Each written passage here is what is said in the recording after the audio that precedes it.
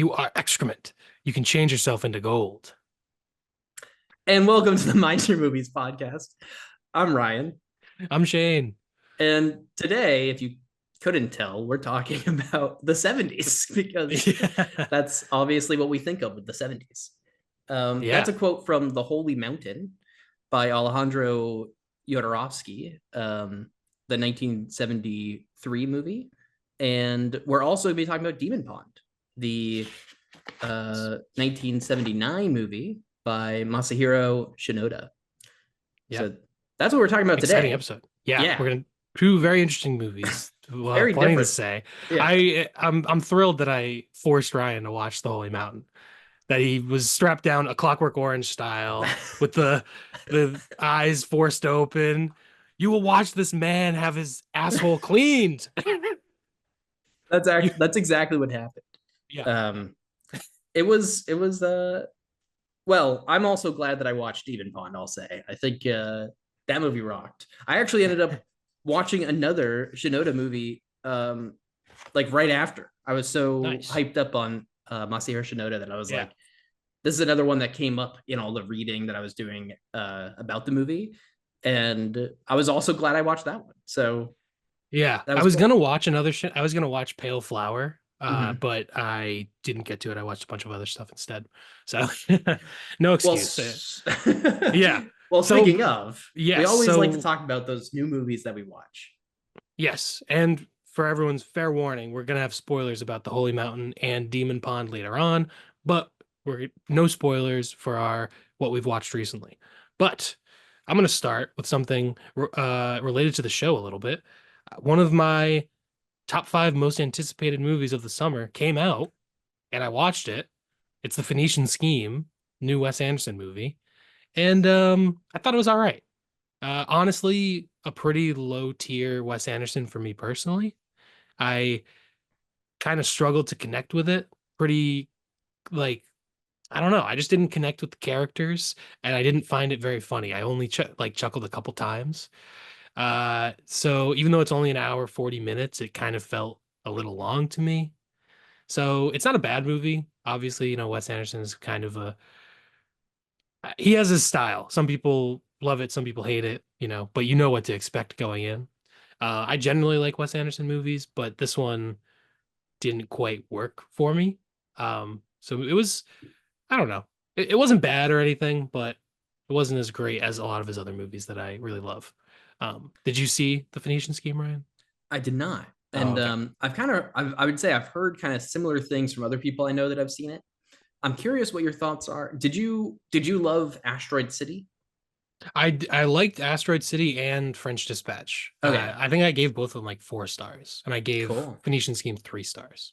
Okay, So so those yeah, two are not like my top tier Wes Anderson movies that I love, but I thought they were really pretty great.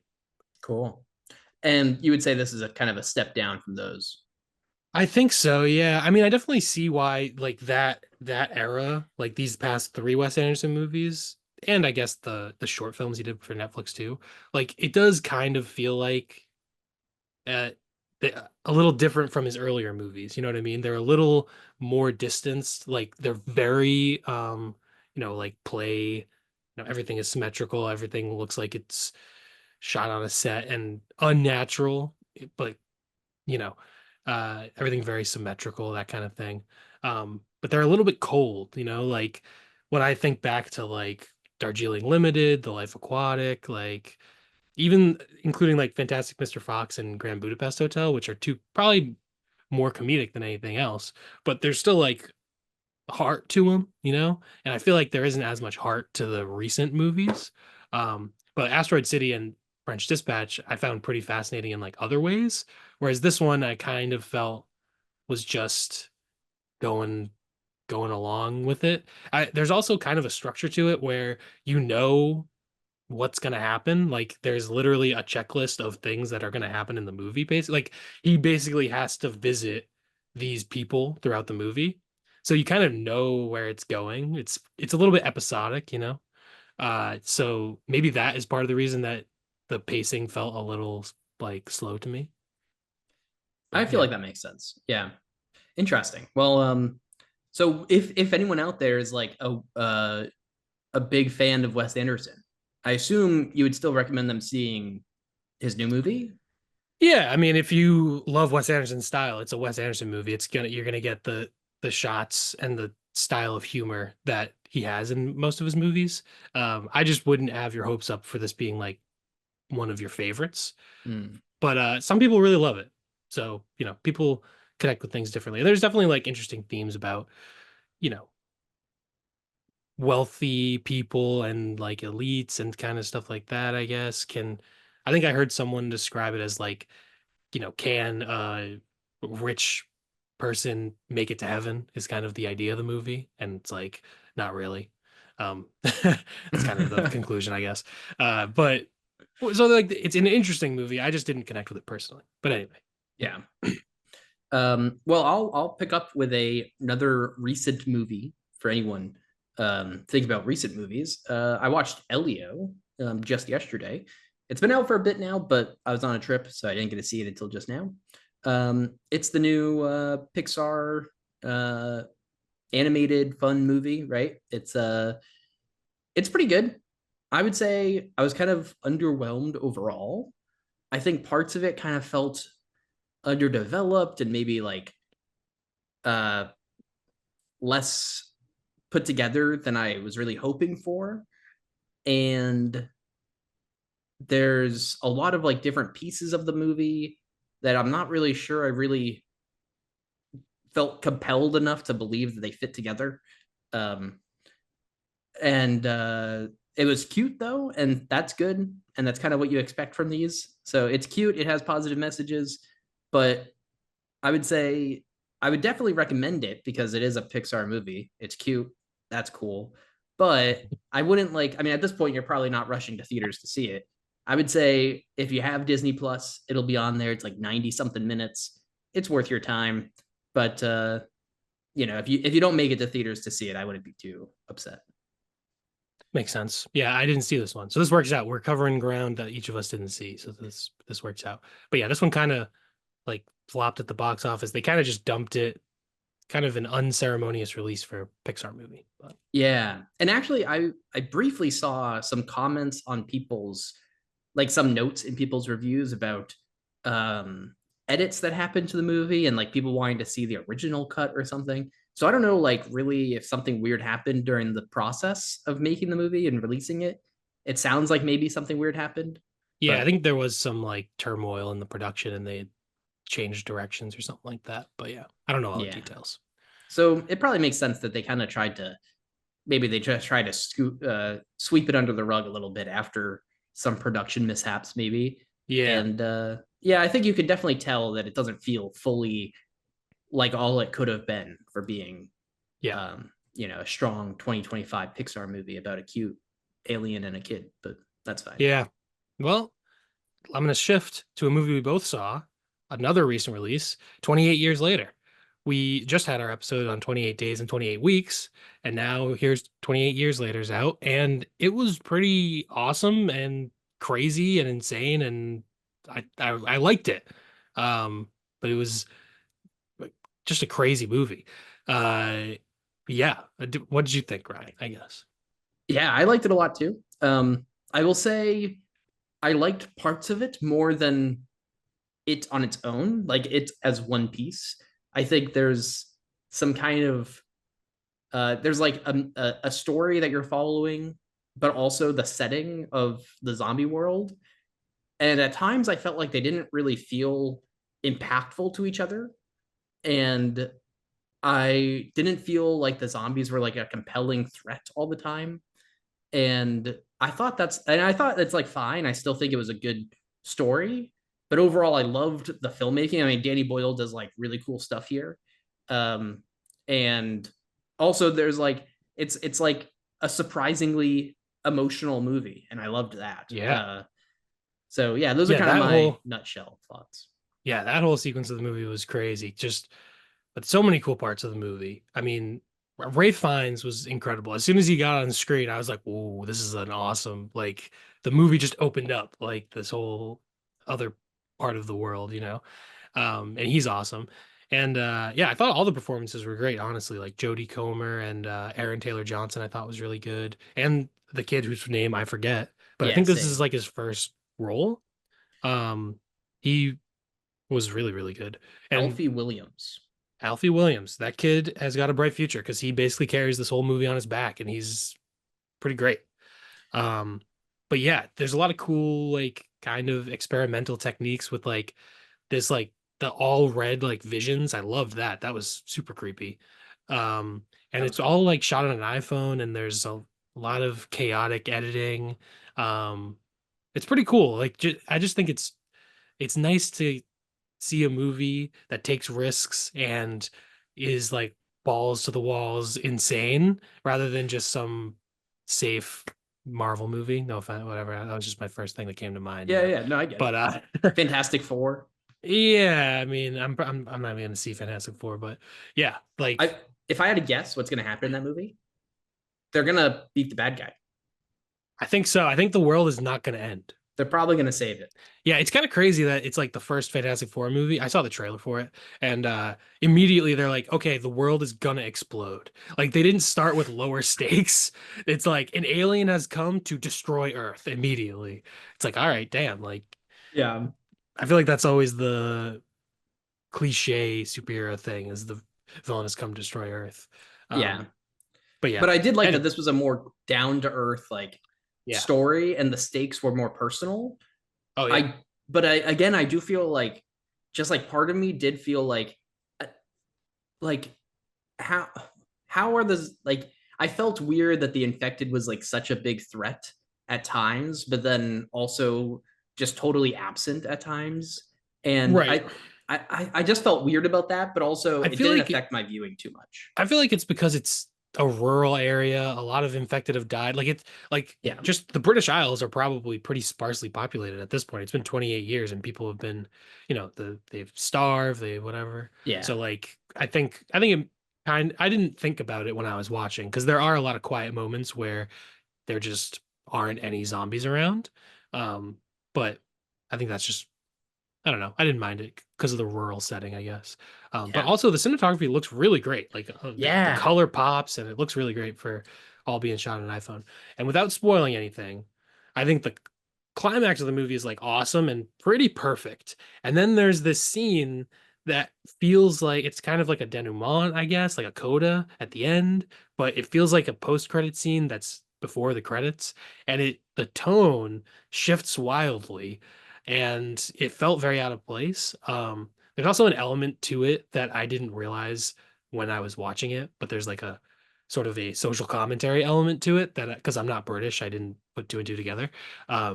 But just the tone of it, because it was so emotionally impactful right before, and then it kind of just like undercut that a little bit, in my opinion. Hmm. So I didn't really like that scene because I thought it took away some of the power of the ending of the movie.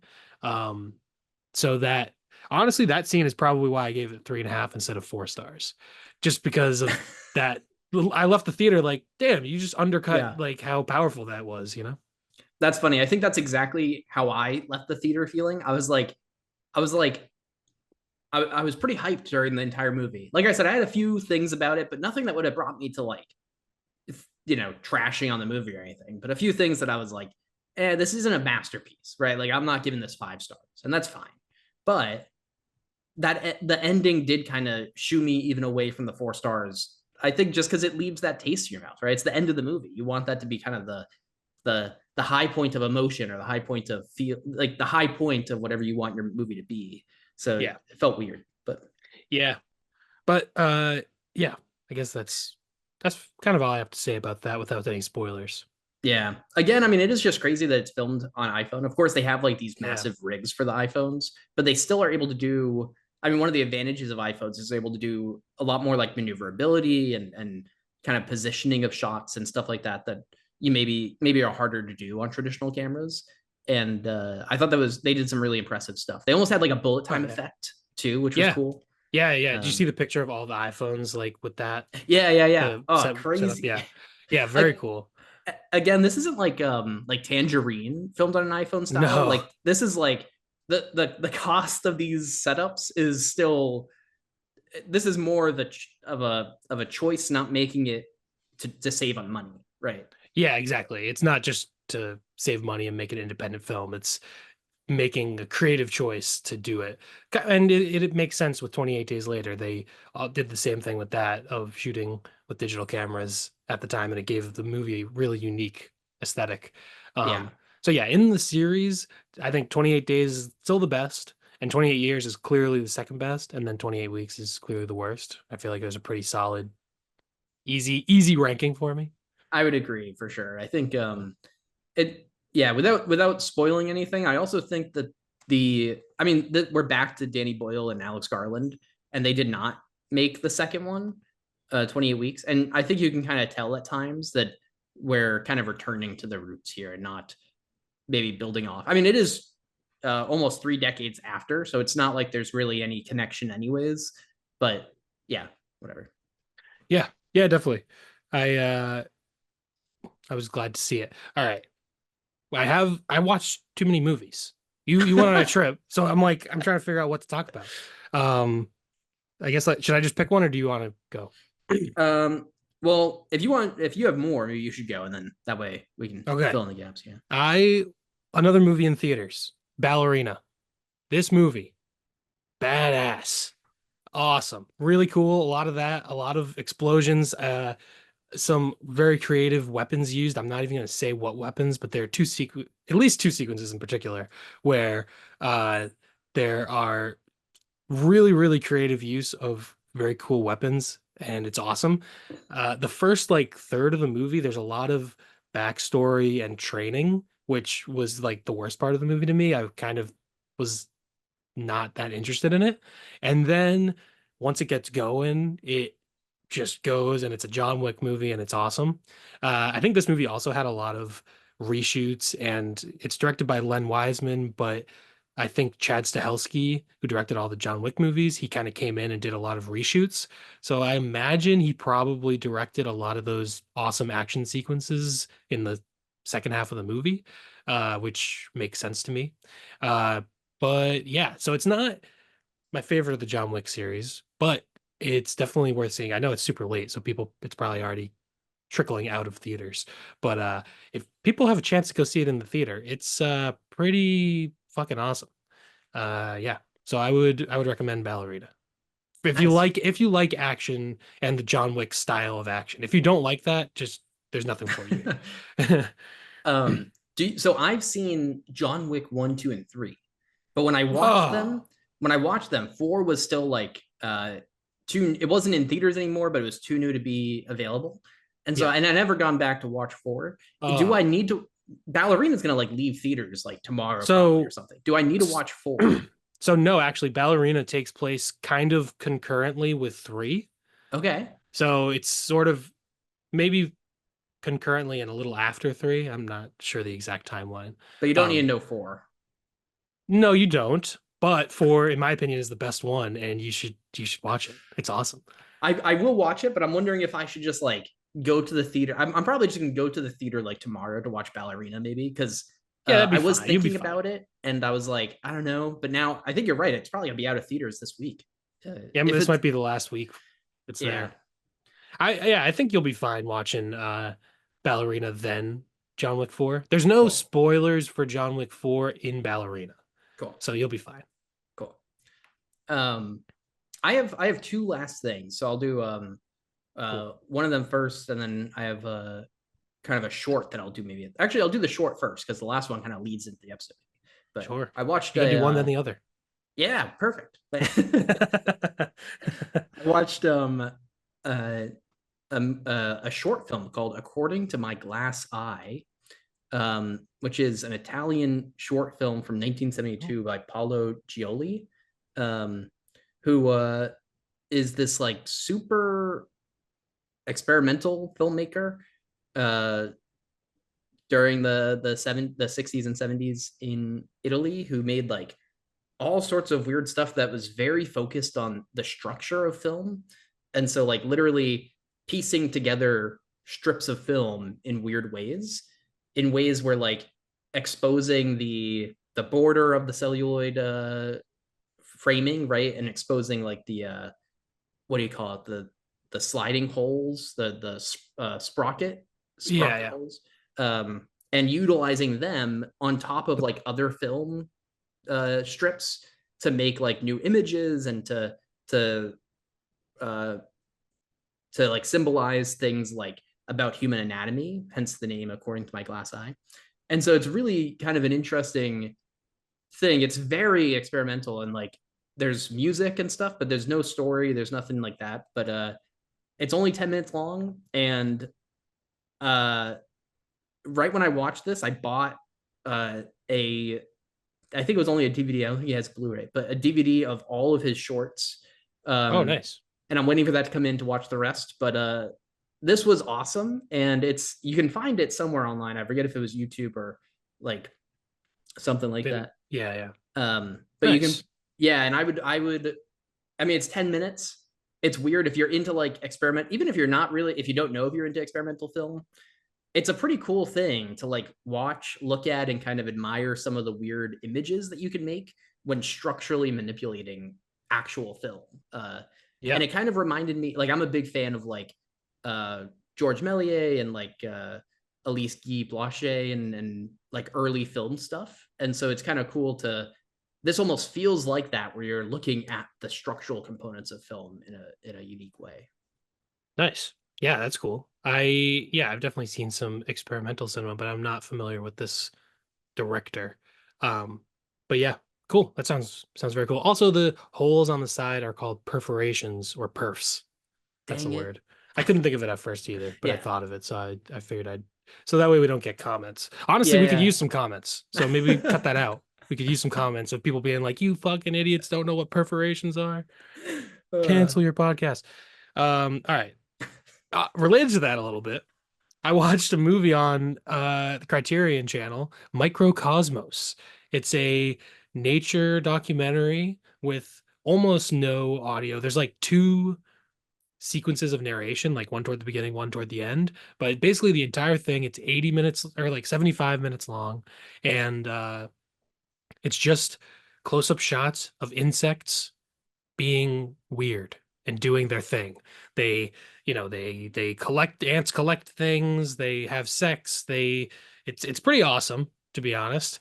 Uh but I love a nature documentary, but I'd rather watch monkeys than insects. You know what I mean? I'd rather watch birds or elephants or insects are a little bit creepy looking, which kind of makes it fascinating to look at. Like you can see like their creepy hands and their creepy eyes.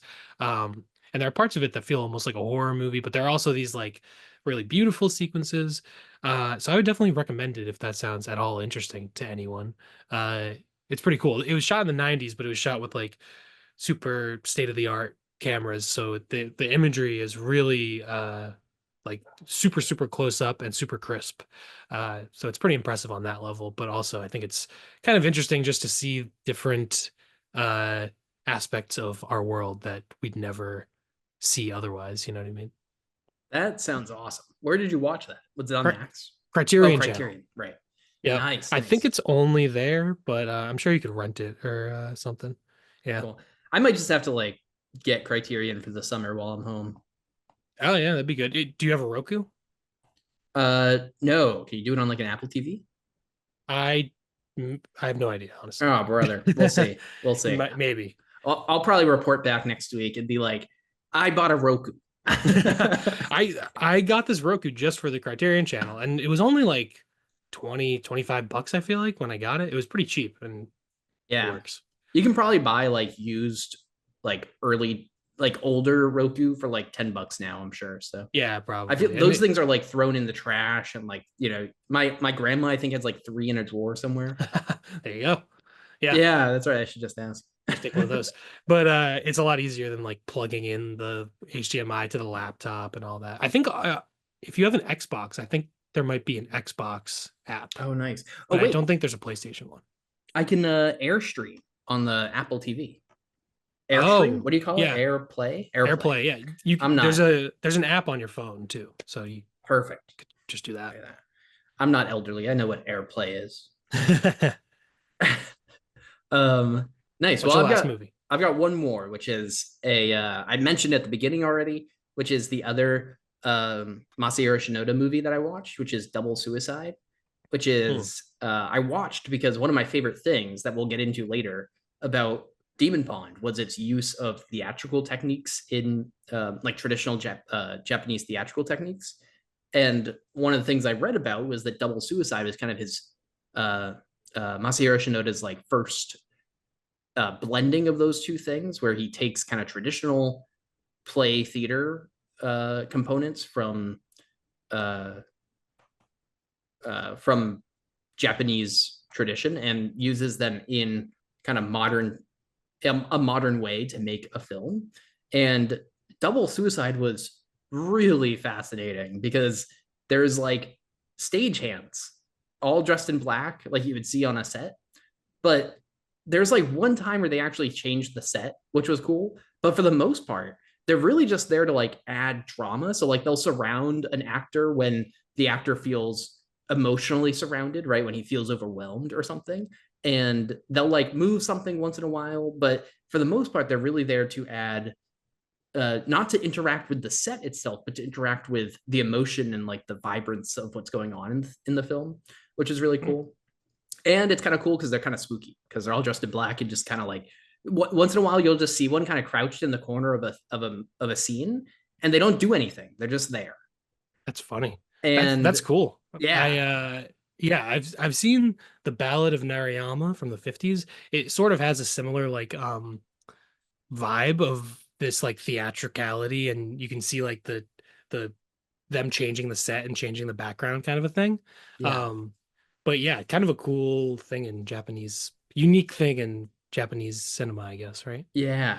I will say Double Suicide, if you can't tell by the title, it is a very like Shakespearean Mm. tragic romance tale that not everyone I think would go into it and feel comfortable, and that's fine. But I think you can tell from the title if that's a movie you're going to want to watch or not. Right. Makes And sense. but it is, I would say, if you're up for that type of content, it is a fascinating watch, if nothing else, because of that cool theatrical stuff. Even the beginning of the movie, the first like scene is you hear Masahiro Shinoda talking to someone on like a phone as like a voiceover while you watch like these people getting ready for a puppet show. And they're getting all the Bunraku puppets ready for the show, and they're like testing out all the intricate movements they can do, and then they're setting up. And Shinoda's talking on the phone about getting the final scene set up for the play. And then the next scene, it's like the all the puppets that they had and the set they had transitions, not in like any artsy way, but it's just suddenly now you're looking at real people in a real place. And so you're going from like he's very he's making an obvious statement that this is a play told through a movie lens, which is really Hmm. cool. And so that first scene itself really sets you in motion to to see kind of some of those theatrical moments in the movie itself. That's cool. All right, I should probably watch that. That and um Pale Flower seem like his most like well known, at least to me. But I Demon Pond was the first Shinoda movie I'd ever seen. So yeah.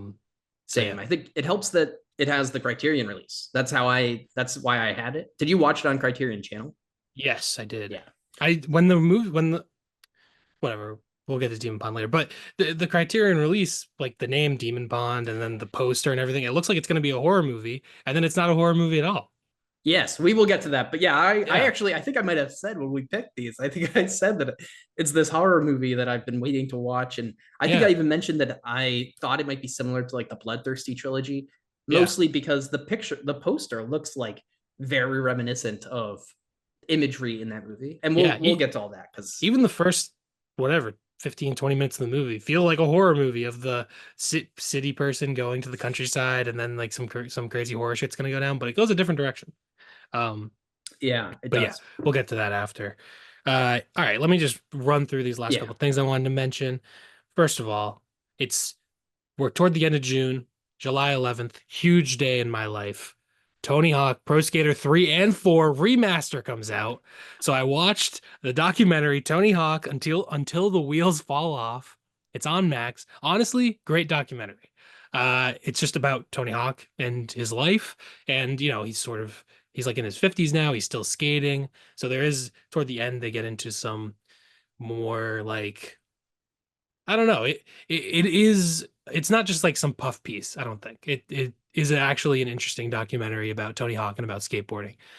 So I'm very excited for the video game remaster to come out. And I like the documentary. I also rewatched Burn After Reading. Great movie, great Coen Brothers movie, great dark comedy.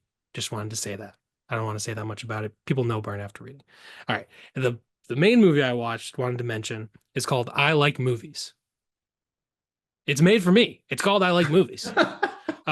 So the director, Chandler Levac, was on the Blank Check podcast. And so that's how I actually realized what the movie is. And this was her first like directorial debut.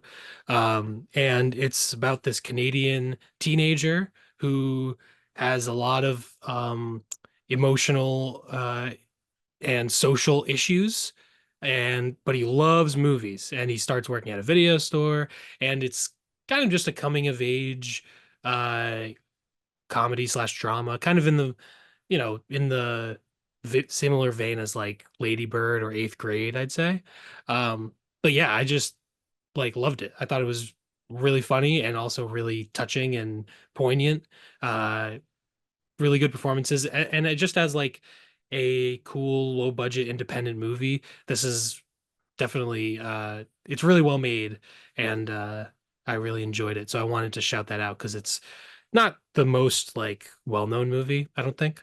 And if you're listening to this, you probably like movies, and so this movie is probably right down your wheelhouse. Um, but yeah, it is a comedy, but also it gets pretty emotional at certain points. But I really enjoyed that, and I would recommend people check it out. Nice. That's awesome. Um, cool. I right when you started talking about that one, I put it on my watch list. That sounds Nice. great. Yeah, I Um, watched it on Amazon Prime Video, just nice. so people know. But I'm sure you can rent it wherever and all that. Yeah.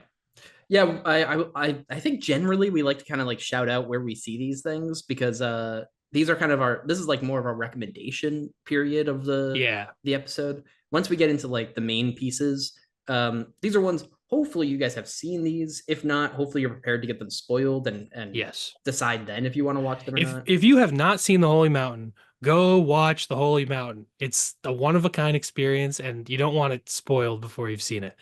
Um, I would highly recommend watching The Holy Mountain because it's a move you it's a one of a kind experience. It is a one of a, that's true. I also recommend watching Demon Pond. So if somehow you've stumbled onto this episode called Demon Pond and The Holy Mountain, and you haven't seen either of these movies, or if you're just missing one of them, I think we'd both recommend Yeah. watching them before you finish the episode if you have the time. But the name of the episode is The Holy D Mountain Pond, which flows perfectly off the tongue. So, Genius. as traditionally, we'll start with The Holy Mountain, which I'm very excited to talk about. Just watched this yesterday and had a great time. Aside from the first like 15 minutes are pretty rough, but then after that, just a great time. Um, but yeah, so I don't know where to start with this movie, which is very fair. 1973 movie. Alejandro Jodorowsky. He made Fondo Elise in like the late 60s, and then El Topo came out in 1970. It was kind of like an underground hit. So this was his follow-up to that. And yeah, it kind of was also in like underground midnight movie hit in the 70s, I think. Um, but yeah, it's a Mexican movie, although most of the movie is in English. Um, and yeah, so this is the third time I've seen The Holy Mountain. And looking at my diary or my whatever, my activity in Letterboxd, the first time I saw it, I gave it 3 stars. Second time I saw it, 4.5. This time, 4.5. So I'm not surprised that you did not like The Holy Mountain because the first time I watched it, I was also like, I have no Yeah. idea what the fuck this was. Yeah. But yeah, Yeah. basically the movie follows a few characters. There's the alchemist, played by Alejandro Jodorowsky himself. There's the thief, played by Horatio Salinas, and he's really the main character, kind of, at least in the beginning of the movie. And then Zamira Saunders is the written woman. And then there are a bunch of other characters that we can get into later on when they get into the movie. But the beginning of the movie, the thief is, I mean, maybe Ryan, do you want to give your general reaction to the Holy Mountain? And then should we go through a little bit of what happens in the movie? Is there any other way to discuss the movie? I don't know. Um, yeah, I mean, we could at least maybe just give it. I mean, this is a tough one. There's What'd you like, think? What'd you think? What'd you think? You're yeah, watching the movie. What yeah. happened? So I will say, like, the first bit of the movie follows the thief as he's kind of exploring this kind of clearly inspired world, this world that's clearly inspired by stuff going on in the 70s, right? 60s and 70s, social unrest, police brutality. In This is the 70s. I think it's a little bit later in the 70s, maybe, but this is when uh, who is it that comes to power through? Oh, Pinochet? Yeah, right. It's actually In the same. I think it's literally like 73. Bam, look at that. Yeah. And So Jodorowsky is Argentinian. right, and so there's like a lot of obvious stuff going on in this world that feels very inspired by things in the 60s and 70s. Um, and I really enjoyed exploring the world with the thief in the beginning of the movie. There was weird stuff going on. He gets like kind of stoned by some kids, like Yeah. not in a good way. He gets like thrown stones at. Yeah. And the kids are all naked, which is Yeah. strange. And they have green painted on their genitals like a leaf, kind of. Yeah. I And think he, there's maybe some sort of a there's a lot of biblical yeah, references in this movie, a lot of spirituality, a lot going on. Obviously, the thief looks like the traditional vision of like Jesus, and there's a lot of putting him on the cross and all that. And yeah, yeah. I mean, one of the first things I wrote down was Jesus like pseudo crucifixion. Whoops, I don't know how yeah. to spell on my notes. And stoning by many naked boys after a flower grew out of the man's hand. That's my Yeah, first note. stigmata. Yeah, right. And so um, a lot of symbolism, and this early part of the movie, pretty much there's one part in the movie, he's witnessing all this stuff going on the streets and he's kind of exploring, and then he ends up climbing this tower, right? And we can talk about some stuff that goes on in the middle there if you want to in a second. But once he gets through this tower, he's in this like rainbow room with Awesome. Jodorowsky on the other side, and he's walking really slowly towards Jodorowsky, and there's kind of this really tense moment where he tries to attack him, but then Jodorowsky kind of calms him with just a touch. And Chakra. yeah, and Touches his this, chakras. sure, He whatever. does. That's what he does. That's how he Um, stops him. and up until this piece of the movie, kind of up until he is put into the gold making machine in a minute. I I think that's my favorite piece of the movie because it's exploring this world. There's a lot of clear connection to stuff going on in the world in the 60s and 70s that Jodorowsky is clearly making um, comments on and satirizing in a way. Um, and I just enjoyed exploring that. There's one piece in there that I despised, which you can probably guess is the toad and chameleon fight scene. So there's this Hmm. one scene where when he's exploring the city, there's like they dress up toads like conquistadors and chameleons, And or actually they're really the like lizards. They're like horned lizards or something. the lizards are the native Mexican people, Yeah. and then the toads are the conquistadors and colonizers. Yeah. And they And dress them then all up and they make them fight. And there's like actual scenes of like what looks like some of them dying, or like one of them's like there's a toad eating a horned lizard on oh, this I on the screen for a few minutes or for a really few I seconds. did not see that, Oh honestly. yeah. And But then they yeah, blow them up. yeah, they explode the set, and you see some frogs go flying and stuff. Yeah, Yeah. And the whole time watching that, I was thinking to myself, like as it went on and on. At first, I was like, "Dude, frogs! I'm so yeah. excited." And then I'm like, "Oh no!" And then I keep being like, "Oh God, what's happening?" And there's one time where you see like a frog that's very clearly uncomfortable in like this I very tight yeah jacket thing, like the costume's yeah. very tight on him. and he's like laying there on the top of the thing, clearly like symbolic, but also at what cost, Fucked right? up, yeah. Yeah. So I other than that segment, which I incredibly disliked, but other than that, Yeah. I think this whole piece of the movie, leading up to him walking through that rainbow room, uh, is my favorite piece. Even I mean, I think there's so much rich symbolism in this early piece of the movie with the priest that's sleeping with the statue of Jesus. There's Mhm. even like I mean, here I'm just you know what? We're like 10 minutes into talking about it. I'm gonna throw this out there already. When he's like he climbs this tower, right? This is the beginning of the 70s. This is a big LGBTQ movement in the US and it spreads throughout the world. But um, he's climbing up this tower, right? After all these tribulations, right? And then he gets into this room, he breaks down this barrier, and there it is, a big queer room that he walks through. And he's kind of confrontational to the room at first, but then with the slight touch of a man, bam. A And man so, touches his chakras and he is enlightened.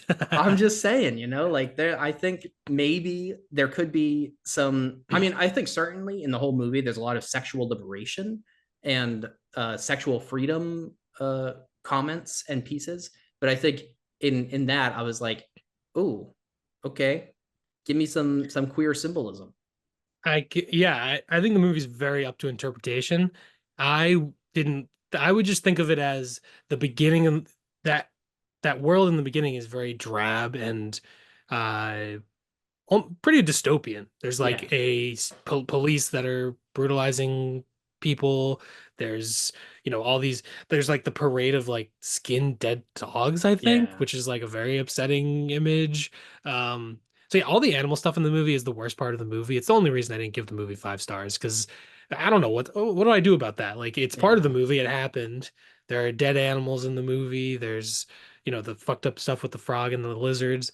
And I'm like, I don't condone it, but also I'm like, it's part of the movie. It was a yeah. different time and a different place. Like, It's tough. I mean, it's like Cannibal Holocaust. I don't really want to go watch. I've never seen I've Cannibal never seen it. Holocaust, Yeah. and I don't want to. And it has a Yeah. reputation that precedes it in not only being cruel to the animals involved and brutal to them, but also not being an actually good movie and being like kind of a Yeah. failed attempt at found footage. And I felt in watching this movie, I kind of was like, this makes me remember why at times I kind of am like I want to go back and actually watch Cannibal Holocaust because it's an interesting piece in found footage chronology because it's so early. But I'm always like, no, I don't really want to watch that Yeah. movie. And I And think in watching Cannibal, this, yeah, this reminded me that I don't want to watch that movie. yeah, definitely. And I think Cannibal Holocaust, they like actually, don't they like Yeah. torture a turtle? They like on Oh, I don't know. camera kind of a thing or something like that. I think it's like, Probably. I It's think it's, terrible. I think it's even worse than Oh the yeah. things in this movie. A lot of the things in this movie appear to be like animals that are already slaughtered and would have been killed for food, which Yeah. obviously I don't eat meat, so it's but whatever, but that's what humans do, you know what I mean? Is that but my point is that the animals weren't, it seems like most of the time the animals weren't killed for the movie itself. I Right. don't know what's up with those dogs and I have Yeah, no those idea what that dogs. was. Yeah, there's the fighting dogs that seemed like they were Oh, pretty right. actually aggressive. Like, Yeah, those are probably actually foot dogs that yeah, would be in fighting. dog fights. Um, And then there's yeah. also the frogs. And I think other than those two pieces, I do agree. Like, there's the skinned dogs, but according to some random person on IMDb trivia, Oh. those were used. Those were like borrowed from a butcher and then given back to be sold to restaurants after the Hmm. skinned. I don't know if they were dogs or whatever they were, but so according to some person on Yeah. IMDb trivia that has uh some number of likes greater than 100, 220 That's what. likes and only two Huh. dislikes. Okay. That Maybe may be the case. there's an interview where he said that or something like that.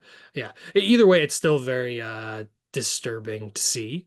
And Yeah. that's that those sequences, that's why I'm saying the beginning of the movie is brings down the rewatchability for me. Yeah. But my point was that that beginning part is so fucked up that the rainbow I think is just Yeah. like color and brightness and this like enlightenment and all that kind of stuff. It's kind of just a positive bright thing in comparison to the drab gray Yeah. But world also, beneath. we're recording this on June 29th, by the way, everyone. And I just want to point out that Shane is rejecting my queer symbolism in this movie No, right no, away. no, no. Almost instantly. I'm just So saying this movie, everything is up to interpretation in no, this movie. That's the thing with surrealism and all right. that. It's hey, and also the episode comes out in July, so it's fine. But yeah, that's just not how I Right. interpreted it. I think No, it's I'm kidding. more and it could be, there's that whole sequence toward the end where the thief wants to give people bread, like turn one loaf of bread into like millions of loaves of bread for Right. people. And the alchemist shows him a vision of, oh, this is what would happen if you actually did that. And they start fighting over it. And he's like, so part of the idea of the movie, whether you agree with it or not, I think, is that you need to like overcome the physical world into this into a spiritual realm, and that's where you'll find like enlightenment, kind of. So I think that's sort of the thing, is like this is the spiritual world is bright and colorful, and the real world is awful and gray and dirty. And you open first shot of the thief, he's laying in dirt and he pisses himself. And Yeah, then he's covered in flies or something, right? oh, covered. Yeah, his face is covered in flies. Yep. Which I think is a biblical symbolism, perhaps. There's Probably something about bugs in that stuff. locusts and stuff, right? Yeah. That's the thing. Yeah. And then there's the little person with no legs and no hands that comes up, and he's kind of his friend. Um, I don't know what that character might have some issues with the way he's used later on in the movie, as Hmm. far as like what does that The character represent? Yeah. Do you mean the actor has issues with the way that? No, no, no. The No. character, Okay. like, Cool. Yeah, because I see what you're at the saying. beginning of the movie, it's like, oh, they're just friends and Right. stuff. Like, oh, that's kind of cute. Like, they're literally just holding him and they're like happy Yeah. together and stuff like that. And it's kind of just cool. I like it. And, but then at the end of the movie, they're on the boat and the thief has the vision of the guy, the little person with, I don't know how to I don't know what his character's name is. I don't think I wrote it down, or That's he might okay. not even be credited. I'm not sure. Yeah. But you know what I'm talking about. He has a vision of him and he's not actually there, but he has the vision of him there and he has to like throw him overboard. So I don't know if the character is supposed to, like, that could be seen as like an ableist thing of like this character is something that needs to be discarded to reach enlightenment, or it could Mm. just be It could be like giving off getting I, rid of your past life before you climb the yeah, tower, right? as I'm talking about it, I think it's more just because the whole thing is they're getting rid of their attachments, which is a Right. very like Buddhist thing. Release all Right. your attachments to this world. So that's like his only friend. So he probably Yeah. has to release that last attachment to reach the holy mountain at the end. Right. And everyone burns money, but he doesn't have any money to burn. He has like Yeah, the money that he's given a he few tries to minutes steal. earlier. Yeah, He right. steals a little bit of money and puts it in his pocket. Yeah, And then but yeah, he doesn't have anything to burn there. And so I think it makes sense maybe that he has to give off the attachments that he has to the world. yeah. But yeah. I mean, should we talk about all the planets? Yeah, and I will say so that early section, kind of the Yeah. part that you like the least maybe, is Well, actually I don't know. Is that I liked it. It's just that it has all the animal stuff that is right? hard to watch. But a lot of the imagery and stuff in that is really cool. Yeah, and I agree. I think obviously I dislike all that animal stuff, but I do think that piece is my favorite part of the movie because it feels like the symbolism there is more tangible than later in the movie. And Interesting. also, I think that I just liked seeing that world. I mean, it's a pretty grotesque and dystopian world, but I think it was interesting to see the way that this director wants to portray what's going on in the world. And so I liked Yeah. all that stuff a lot in the early section.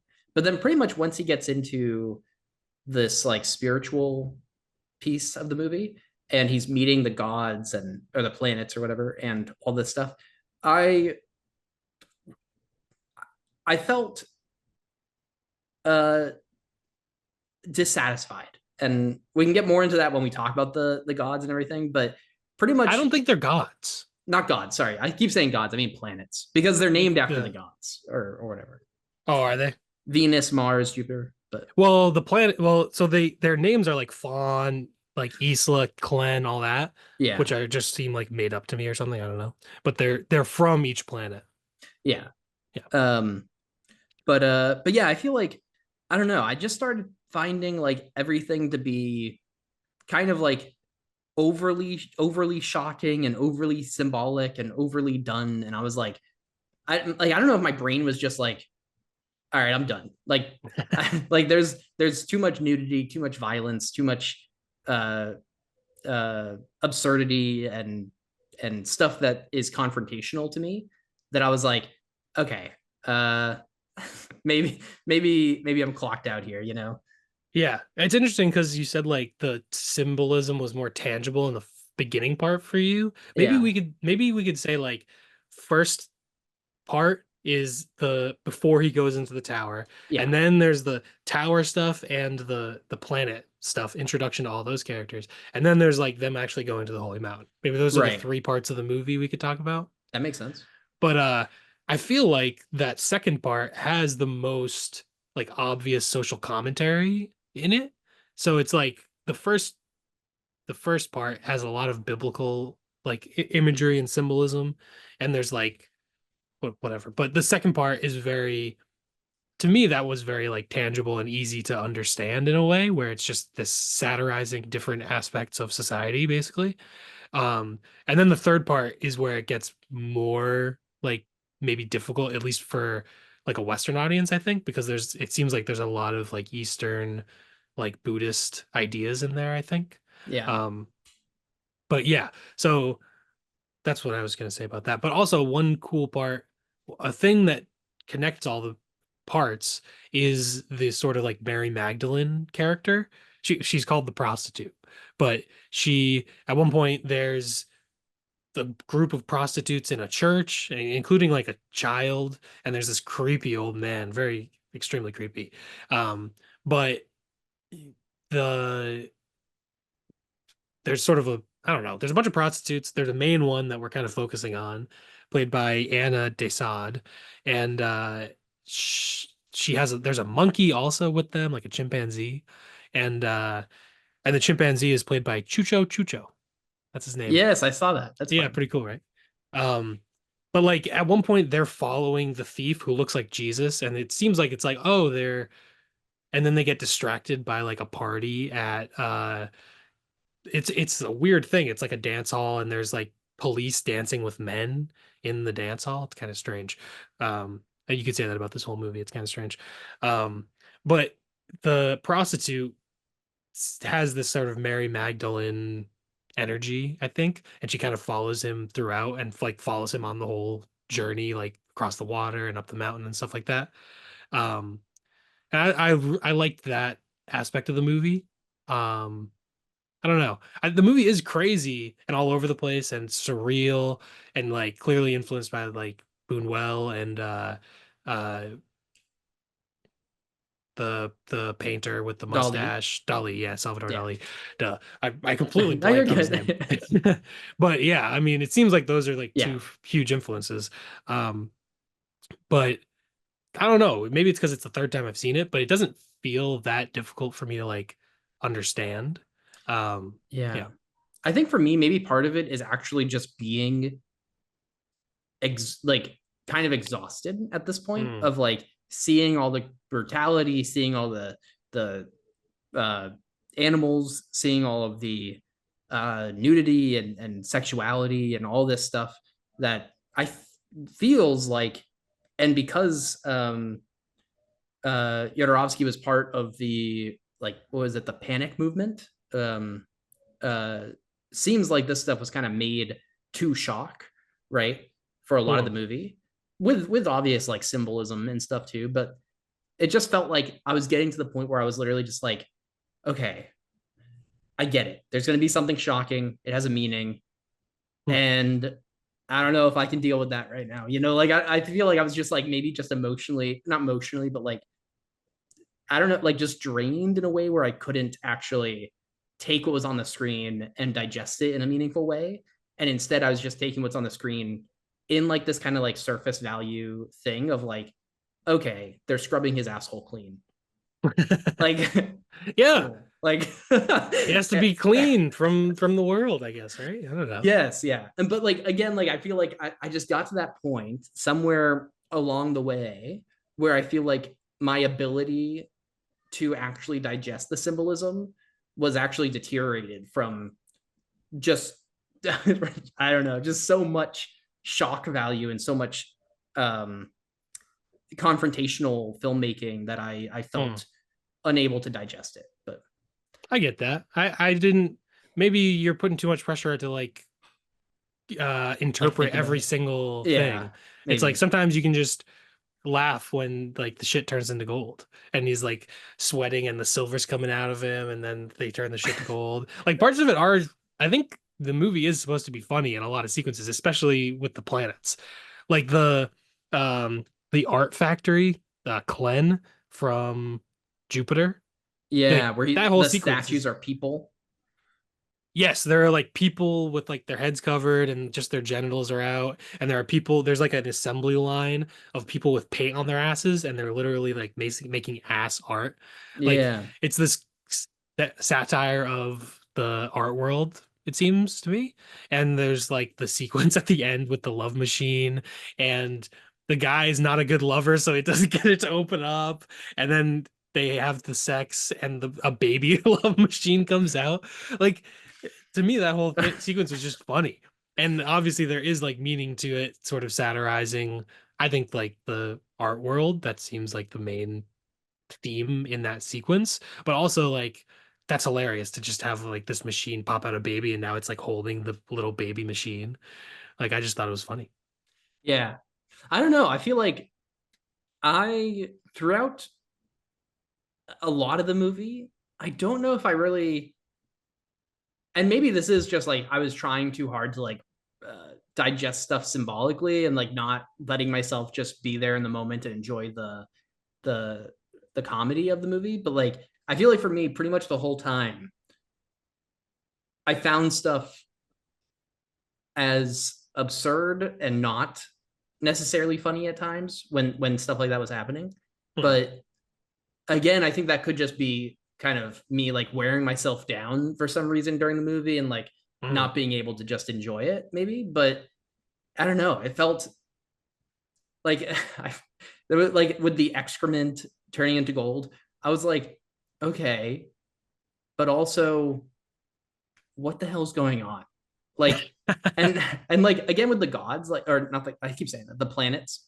Um, it's like introducing all of them, and there's like I don't know that piece of the movie must be like 40 or something minutes long.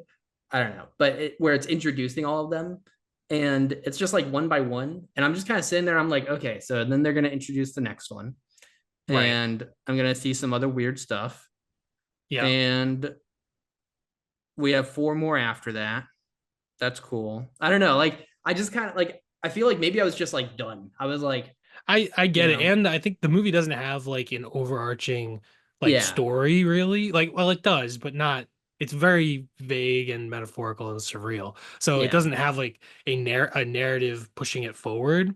So I could see why, especially with that sequence, it's very episodic. And like I right. said about Phoenician Scheme earlier, like that can sort of, you lose the pace and you can, I don't know, Yeah, you no, can lose I interest a little bit with the that type of pacing. definitely. And I feel like that's probably what happened really, like more realistically than when I'm talking about like with symbolic digestion or whatever. Like, it's probably really just that I enjoyed the pacing in the first half, the first part, maybe. And then Mm, in this episodic piece, I kind of was getting disinterested, right? Because of the pacing, perhaps. I get that. And then I feel like that also made it so that in the third act, because I was kind of disinterested and felt like the pacing was off in the second part, I was like kind of just like sitting there like, all right, they're gonna climb the thing. And I Mm. actually did start to enjoy that third piece a little bit more again. But I feel like the second piece is really where like I feel like it just brought the whole thing down for me. And I feel like Interesting. the the planets were just so I was like, I just could not get interested in it and in that part. But Interesting. I enjoy the planet part of it. I think like I'm glad, man. I I I don't know, at least this time around when I was watching it, I'm like, I feel like each one is interesting, and I'm almost like, oh man, what's gonna happen next? Like like it's almost like exciting, like, oh man, what crazy shit's about to happen next? Like, you know what I That's mean? yeah. So That's I good. think, I'm glad that you felt that because again, for me, it was almost like the opposite. I was kind of like, oh God, what's gonna happen next? But mm, I get that. See, I was like excited by it. I'm like, yeah, this is, but also I kind of know which one's like what's happening. But yeah, it's like they have like there's like the arms dealer, and they have this whole sequence of, oh, they condition children to hate the enemy of whoever they're going to go to war against in like 15 years. And I'm like, oh wow, that's like so prescient with like, look at movies yeah. in the 2000s, the way they portrayed like terrorists and Muslims and stuff. Like, is that not exactly what the movie is like uh calling out? And then we see it happen 30 years later. uh See, yeah. that's actually cool. See, like for some reason, I wasn't able to think of that piece in the moment. Like when Mm. they're, what was it, Peruvians that they were Yeah. targeting? I was just like, oh, why? Like, what are they doing? And see, like that's what I mean by kind of not being able to digest these pieces because I was just kind of out of it with the pacing or whatever. I don't know what it was, I, but I wish I could because that, like, you're right, and that's kind of an interesting piece of it that I wish in the moment I did recognize. And again, I kind of feel like maybe that's why I'm saying that that first act was more tangible symbolism for me, is just because I was able to digest it more in the moment. And I yeah. felt like I was able to kind of walk through the place with him. And Mm. then in the second act, I was kind of like, just again, like the pacing or something just threw me off, maybe. But I get that. And I was the same way because like I said, the first yeah. time I saw it, I think I gave it 3 stars, and I was kind of like, I don't really understand what that was. But I Yeah. think on rewatches, it comes in. Not, no, I'm not trying to discount your experience with the No, movie, because right. maybe you'd rewatch it and you'd be like, this movie's a little like, I still don't like it really. Um, but yeah, I think it's a lot to digest if you don't know what's going on the first time, because you have no idea where it's going. Like now, when I watch it, I'm like, oh yeah, nice. This is the rainbow sequence. This is the Right. turning shit into gold. Oh, this is the art sequence, or the one with the giant toilet and the guy getting berated, and then he turns out to be the financial advisor for the Oh, president, and yeah. he's like, if we just eliminate 4 million citizens, we'd save a lot of money. It'd really help the economy. And he's like, all right, set up the gas chambers, the gas schools, the gas libraries, like all, Yeah. like very just super dark comedy and satire that I enjoyed, I guess. Not that I enjoy, yeah, you know what I mean. Yeah. Um, did you have much more to say during the planet section? I don't know. I mean, I wrote down all of them. We don't have to go through all of them. I think that'd be too much. I think the chief of police is the best, is probably my favorite. You see this Neptune? chief of police, it's Axon. He has like a mohawk. He's Yeah, like yeah. this jack dude, and he has like, they open up and it's this crazy ritual where there's a bunch of people around, and there's a guy, I don't know, young man, teenager age, I don't know. And he's like in the center, and they do like a ritual, like cut off his genitals, and it's like a ritual, and they say it's his initiation into this, like, I guess the police or whatever, which is kind of interesting. You have to cut off your genitals to join the fascist police.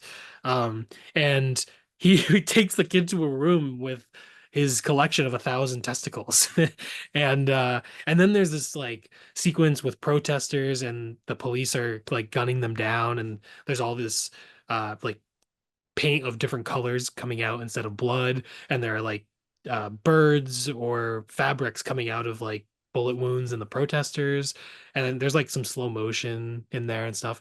And I think that's like a pretty awesome sequence in the movie that I really enjoyed. Obviously, the social commentary is very obvious against like basically like fascist police and police brutality and all that stuff. Um, which is definitely could hit home in America, the US in 2025. But yeah, I think that sequence is maybe also another thing that this movie sort of what's the word, like pre, I don't know, like Nostradamus, you know what I mean? It guesses correctly, is the last planet is Pluto, with the architect who creates these coffin shelters. And it's like, oh, you don't need a home, you don't need a family, you got shelter, like you're free. And I think it says, whatever. My notes are a fucking mess on my phone, so I'm not even looking at them. But the it says like it's something about freedom, you know. Right. And I think like in Japan there are like places that are like that where it's like an apartment that's basically just a bed and it's Yeah. just a bunch of people and it's like yeah that actually what ended up happening, you know. um so yeah, I that's pretty much all of it. There's also the one with sort of uh makeup and beauty standards and plastic surgery and all that, and you know what, honestly that is also a great, like the future has gone even further to that with like look at online with all people, everyone has, all these influencers have plastic surgery and all this stuff, and beauty standards for men and women I think has gotten even worse over time. So I think a Oh lot yeah. of the themes that the movie is like satirizing in this sequence like still hit home and like feel very accurate to me even today.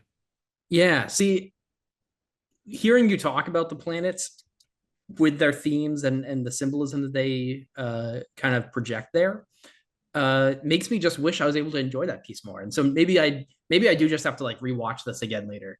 Not soon, but you know, in a little bit, and be able to kind of let myself take in that piece a little bit better. I think maybe Yeah. it is just like the shock of everything, and like so much stuff was just like, you know, almost every minute in this movie there's probably either nudity, violence, or uh something else that you don't like on the screen, you know, like Yeah. some Bodily fluids. yeah, excrement turning to gold, right? Like Yeah. um so I think watching it again, and again, like I also went into this movie with no idea what to expect, Mm. and I think watching it with that understanding in mind, I would probably enjoy it more.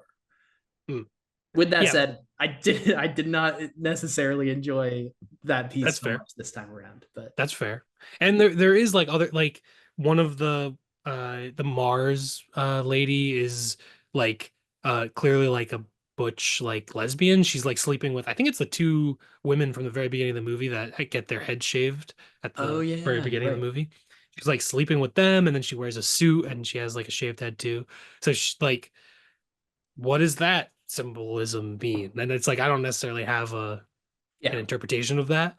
But like I'm so maybe now that I've seen it, maybe I'm able to be like, oh, well, this is how I interpret it. And the parts that I'm like not, I don't have an interpretation for, I kind of just like push off to the side a little bit, like in my brain, like I'm able to just enjoy the parts that I enjoy. Whereas when you're watching it for the first time, it's just like you don't have any of that. So it's just all equally as overwhelming. right, right. And so like the pieces that I was able to identify with and kind of like digest in that way, I really enjoy. But then the pieces that I wasn't able to this first time around, I'm like, oh, that was overwhelming. Right. So that's Yeah, kind of like exactly how I feel, I think. But makes sense. But yeah, I mean, should we talk a little bit about that last part and then maybe move on? well, I have one thing to say before we get there, which Sure. is that the score of the movie is Mm, pretty awesome. Um, yeah. even the part, so when he's in that sweat machine or whatever, and the excrement is turning to gold, um, that there's that the cello violin music going on that she's clearly not actually playing in the background, but Yeah. and that was like probably the first moment where I wrote the note that the score was awesome. But then right after that, he gets to that room where he's shown the mirror and he breaks the mirror, which is you know, I think a symbolism of the self, right? And so he's breaking through his former self or whatever.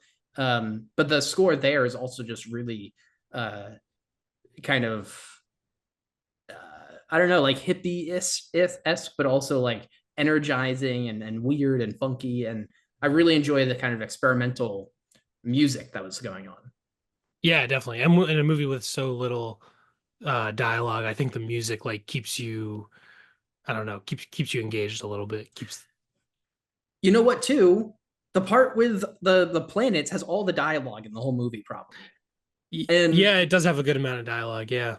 maybe that's part of what like that change in pacing and stuff. Sorry, I didn't mean to cut you off. No, I just thought of that when you said the dialogue thing. no, you But didn't cut anyways, me off. Don't worry about it. Also, have you seen Un Chien Andalou, an Andalusian dog? I No, haven't, but I know of it. Salvador Dali and and Buñuel, yeah, Buñuel Luis made Buñuel. that's Yeah, yeah, the eye that cutting thing, right? yes, but Yeah, it's only like I yeah, forget yeah. how long it is. It's short, Like 20 so minutes, I think. yeah, something like that. I would, because I'm realizing also, like, if you haven't seen any surreal films, like to jump straight into like 2 hour long Holy Mountain might be like diving into the deep end and you don't Yeah, know how to swim and you're drowning a little bit. But maybe because you watched I forget the name, but the other experimental short film yeah, this yeah, week, and maybe like watching like Un Chien Andalou would and some stuff like that would, or yeah. maybe Meshes of the Afternoon. That's a really great short film. It's only Right. like which is a little later on. So maybe like if Well, whatever yeah, people everyone listening has already seen the movie, so it's too late. But maybe that way you can kind of get into it a little bit more and get more used to that style of filmmaking because it's so different from like watching The Holy Mountain is so different from watching fucking Ballerina. Like yeah. Uh, yeah. Unshen Aodalu Mhm. has been on my watch list for a while because I just read a book on the like history of horror in film and all this stuff. And one piece they talk about is in that the eye cutting piece being so viscerally personal, right? And so it's very unsettling, right? Like if you hurt a kidney, it's hard to tell, right? And like it's not, it doesn't feel as personal because it's like inside of us and not a piece that we project outside. And Yeah. so cutting like an external organ, especially one so tied to our perception of the world. Uh, anyways, I found that piece really interesting. So I've wanted to watch that for a bit now. And Hmm. then I saw the other one you mentioned. I saw kind of Meshes Meshes. of the Afternoon. I Hmm. haven't seen it, but I saw it when I was looking into surrealist cinema after watching this movie. So I have a few things on my watch list that I'm hoping because Nice. I thought the same thing. I was like, oh, these are a little bit shorter, and also uh, Yeah.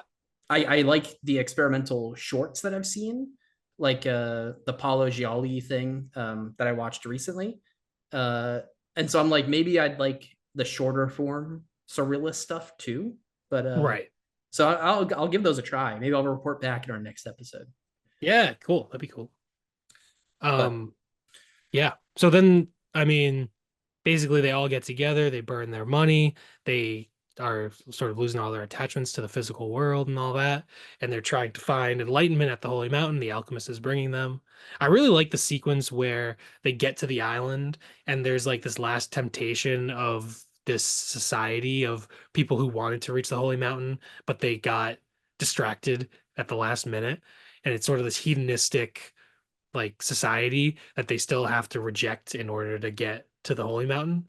I enjoyed that aspect of the movie, I guess. yeah, I think that was cool. That was again like this is kind of the piece where I did start to get more into the movie again. Mm, It was still like I think a little bit hard for me to get back into it, but I did like this piece. And then obviously um the like death scenes, I guess. Or like I don't mm. know if they're even actually deaths or not, but the visions of death or the actual it shows each person as they're marching and then it shows what They're does happen to them or what could happen to them, I guess. I guess so. I feel like it's like they're like some things that they have to work through or something like that, kind of. This is the Interesting. part where the woman had like gets like, you know, white cream sprayed all over her face, right? Yeah. Yeah. Yeah, that was weird.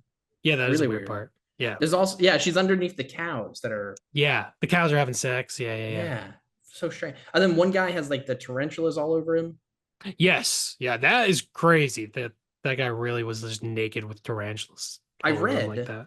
I think I forget, I think this was on Wikipedia. It said that during this sequence, I think it was this sequence where Jodorowsky just had everyone take mushrooms, Oh, which I feel like for me, I've never done mushrooms, but I feel like yeah. for me, having tarantulas on me would be worse if I Oh was yeah.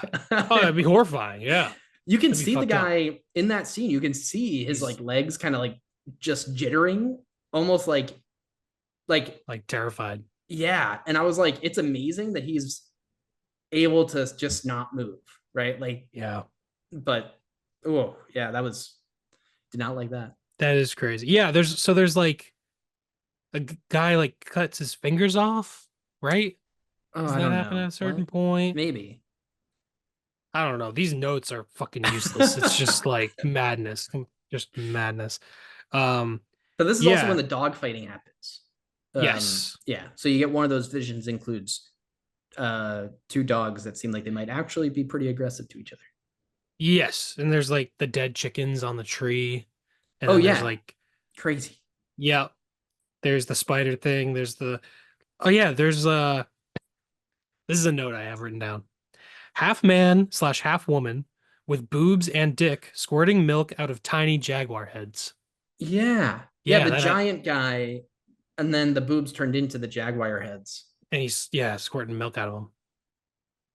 Strange. Don't know how to explain that, but hey, you've never seen anything like that before, have you? No, yeah, I can confidently say that no matter what I felt about this movie at any point, pretty much every scene was something I've never seen before. Yeah. So yeah, uh, 100% agree. But yeah, toward the end of the movie, the alchemist tells like the thief because the prostitute and the chimpanzee have been following them this whole way. He tells the thief like, go back, live your life. He says, reach eternity through love.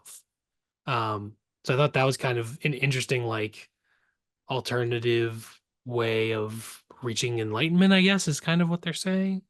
Yeah, Um, I think but if sorry, no, and then the alchemist gives the thief, he's like, "Oh, my tower and all my alchemy stuff is going to be there. You can be the next person, next alchemist." yeah, and I feel like with the reach eternity through love thing, I felt like there was so much in this movie. I feel like there was two main themes throughout the entire movie that I felt um, were very true to the 70s as well, which is identity and sexuality. And I feel like the 70s was a time in film when like people were really looking at these two pieces, right? I mean, there's a lot of like national freedom going on in the world, um, the cultural identities that are able to be expressed more, right? This is the era in America with like the civil rights or equal rights amendment. We have all sorts of stuff going on in the world where people are either fighting back against oppressive governments and stuff like that, or fighting for their own like civil and cultural freedoms.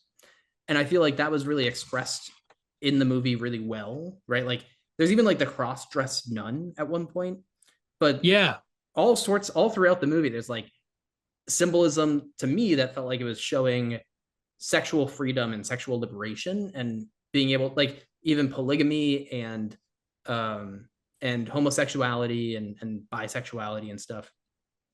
um but there's also a lot of like symbolism of identity, right? Like with the guy getting all the statues made of him, breaking the window yeah, or that breaking the sequence is mirror. awesome. We kind of Yeah, that was skipped cool. past that. That's one of the best sequences too, I think, when the Romans and the cross-dressing nun like get him drunk and they make the cast of him and he wakes Yeah, up with all of them around him.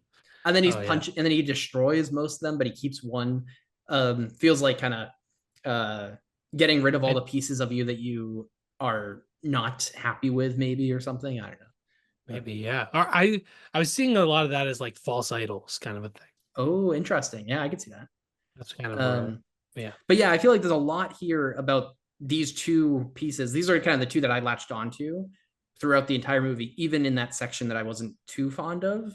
I feel like there was a lot of like you had mentioned with Mars, I think, right? Sleeping with the two other women, and and all that stuff. So a lot of like sexual liberation and identity politics here that feel very true to 70s cinema. Hmm. Yeah, I see that. I think a lot of that is like maybe Jodorowsky like just uh breaking down all these like social constructs, I guess, and stuff like that. And I think part of my understanding of the movie is that the real world that has all these problems and you're trying to escape it or transcend it. And like one way of doing that in the real world is like sort of going against these artificial barriers that society has placed on people. And he's kind of just like breaking all any taboo, any Yeah. whatever. There's no he breaks through all those limits in a way. Right. Like counterculture, right? Which was kind of Yeah. very prominent in the 60s and 70s Yeah, all this throughout is the a world. huge, yeah, this is definitely like a hippie countercultural type of movie. I think George Harrison from the Beatles was supposed to be the main character in the movie, a thief, but he didn't want his asshole wiped I on saw camera. something about that. I Yeah, don't that's know how weird. true that is, but maybe that's an urban legend. But I think he was actually like potentially gonna be in the movie. I saw that he was, I don't know, I know that the Beatles, him and someone else, I think, from the Beatles, uh, helped to pay for the movie, Yeah, but then kind of maybe backed out when it came to distributing the movie because I think something about the amount of nudity or something they felt weird about. so right on Wikipedia, right at the top, the film was produced by the Beatles manager Alan Klein. And John Lennon and Yoko Ono put up production money Ah, there we to go. make the movie. So yeah, this was definitely them in their druggy psychedelia phase. Yeah. Um, but yeah, I mean the end of the movie they get to the Holy Mountain and they see the immortals, and it turns out the immortals are just like mannequins and just a prank that has been played by the alchemist. Right, And right. the reality is he says I don't know, I have some quotes here. There's nothing has an end. Uh, and then something about it, they failed to obtain immortality, but they've obtained reality. And they does the iconic ending, zoom back camera. I know he says it. And then it zooms back and you see the whole crew all around. It breaks the fourth wall, and you know, we are images, dreams, photographs. We must not stay here. That's what he says. And then, quote, goodbye to the holy mountain. Real life awaits us. Mm. And it fades to white, and that's the end of the movie. And it's just like such a such an awesome ending, kind of just crazy. But yeah. But again, just like breaking any convention of, what people would expect out of a movie. Yeah, which again is a big piece, I think, of like 70s movies, right? Like this is Yeah. our decade, right? We're talking about movies from the 70s. And I feel like Yeah. one reason why this feels like a good example of that is because it is definitely breaking those social norms that you'd expect a movie to have.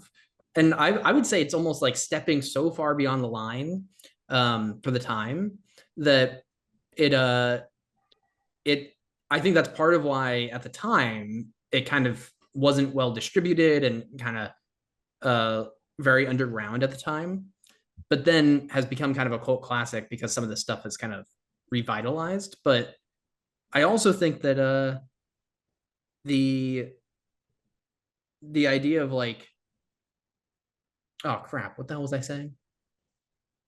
I have no idea. Ah, god damn it! I was just saying something about the About the distribution of it and John Lennon and the Beatles and George Harrison. ah, The Jesus district, it Christ. being an underground hit in the 70s, but then I don't know. Yeah. It's all right. That's all right. If it Oh, comes but back to you, it comes back. it did. So the idea is, so my thought is that it almost steps so far beyond the line that it pushes that line forward so that people can make movies that have slightly more nudity than what's expected and slightly more blood and brutality and social commentary than what people expect. Even though obviously this isn't the only movie to do this, but like I feel like just the fact that it doesn't just step a little bit over the line and it doesn't just like try to play a little bit into social standards at the time, it just jumps right over that. I feel like gives a lot of room for people to say, look at what we can make because this person was able to make something so out there. Right. And I Yeah. think that's really awesome. Yeah. Pushing the boundaries of what a movie can be, really. Yeah. I can't believe Um, I yeah. had a stroke there for a second. Jesus Christ. No, that's okay. It came back. I see your point. I like it. I agree. And that's why part of the reason why this movie gets 4.5 out of 5 stars for me. I think this movie's fantastic. If it wasn't for all the animal shit, it'd be a 5 star movie for me. I just think it's awesome. Nice. So I originally rated this 2.5 stars after watching it, but I think I am gonna bump it up to three. And I'm You gonna don't have to. no, but I think like just talking through it. This, I mean, sometimes I even don't rate the movies that we're gonna talk about until after we've talked about them. And I Yeah. almost did that with this one because I was like pretty unsure about where the hell I'm gonna rate this. But I do think that like thinking through more of it and kind of being able to distance myself from or kind of recognize to myself. I don't know, whatever. I think there's a lot of value in this movie, even if I Yeah. didn't enjoy all of it. Yeah. And so I'm gonna bump it up to 3 stars and uh acknowledge that maybe it wasn't for me this time, or maybe I just need to watch it again. I don't know, but either Yeah. way, I probably won't watch it again for at least a little while. I get that. And I liked your like queer interpretation of the movie that I'd never thought of, but I see that. Hell And yeah, it's the definitely yeah. 70s, man. Yeah. And that is sort of like the movie's about sort of enlightenment and reality and all that kind of stuff and being your true self. I could see all that kind of tying in into the movie for sure. Yeah, Um all right, cool. I guess that's that for the Holy Mountain. I do have a rating recap real quick. Oh yeah. So just to Nice. put into perspective, I think well, I'll just shoot them off real quick, which is 7.7 out of 10 on IMDb, 4.1 out of 5 on Letterboxd, 84% critics on Rotten Tomatoes, and 88% audience on Rotten Tomatoes, giving Nice. it an average of 8.275 out of 10, which is really good. And I think I'm curious if that's because it's kind of such a cult movie that like I feel like people aren't gonna stumble into this, and you're No. gonna watch this because you kind of know what you're getting into. Yeah. Yeah, this is definitely like a little bit of a self-selection thing where the people who watch this are people who are interested in movies like this and like this type of thing. General audience, I think if this movie was more popular and more people saw it, it would have a way lower score. Yeah. But yeah, I will say this is also a good movie to watch. Like this and House are two movies that in college I watched with groups of people, and then afterwards people were like, "What the fuck was that?" And like, so I think these are good movies that you could show. I think House is better because this movie's very disturbing. You kind of need to, you can't show Yeah. this one. You can't show to too wide of an audience. But I but watched yeah, this with my now fiance. Uh yeah, woo! yeah, that's right. That's right. Little Congratulations, Ryan and lore now. right there. That's right. But I watched this with my now I imagine fiance, she hated this and yeah, or fell asleep. no, no, no. She did not fall asleep during this one. Um That's rough for her. um but yeah, I think not a date movie. Pro tip. No, this is horrible. That was a bad idea. She should have read a book in the other room or something. I mean, come on. Yeah, pro tip. If you're looking Did she like any parts of the movie? uh no, I don't, it didn't help, I think, because she was um like she wasn't sitting down necessarily to watch the movie. She was just kind of sitting down. So she really Yeah, only saw parts of the movie, and then she was on her phone a lot. right. Which makes sense. She wasn't like aiming to watch the movie, right? Yeah, it was just in the room basically. Yeah. Yeah. And so I think the parts that she did watch was pretty much she would like look up and be like, why? Like they're turning excrement to gold, right? She's like, what the hell is happening? Or like later on, they're like the giant person with the breasts that turn into she's like, Ryan, you watch the weirdest movies. Um, Well, it was my yeah. fault. Oh yeah, I threw you under the bus a little bit. Don't That's okay. That's fine with me. worry. I'll defend this movie. I'll be like, um, "You want to watch it again?" We, double uh, feature: The Holy Mountain and The Holy Mountain. yeah, the Holy Mountain House back to back. That'd be spicy. That'd be awesome. All right, Um, yeah. Well, time we're for moving Demon on Pond. to Demon Pond.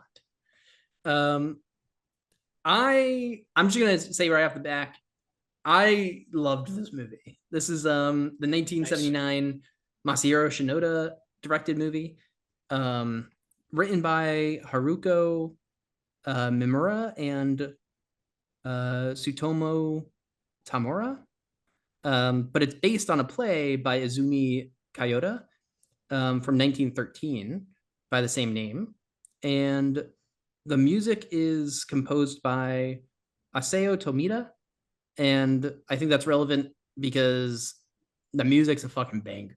Um, there's like this kind of like electronic synth vibe going on that Yeah. I like want to like I scribbled this into the top of my notes so that I bring it up right away because obviously this wasn't like the first thing I noticed in the movie, but later on I was like, oh man, this was amazing. So Yeah. I yeah, also had that written down. The synth score is really awesome. yeah, and very I feel like kind of I guess like maybe right in the time period for this, but it felt to me like maybe a little ahead of its time, but it is like the late 70s, so it probably is like kind of right in there where this is kind of happening a bit. But I feel um like this movie's a little like out of time to me.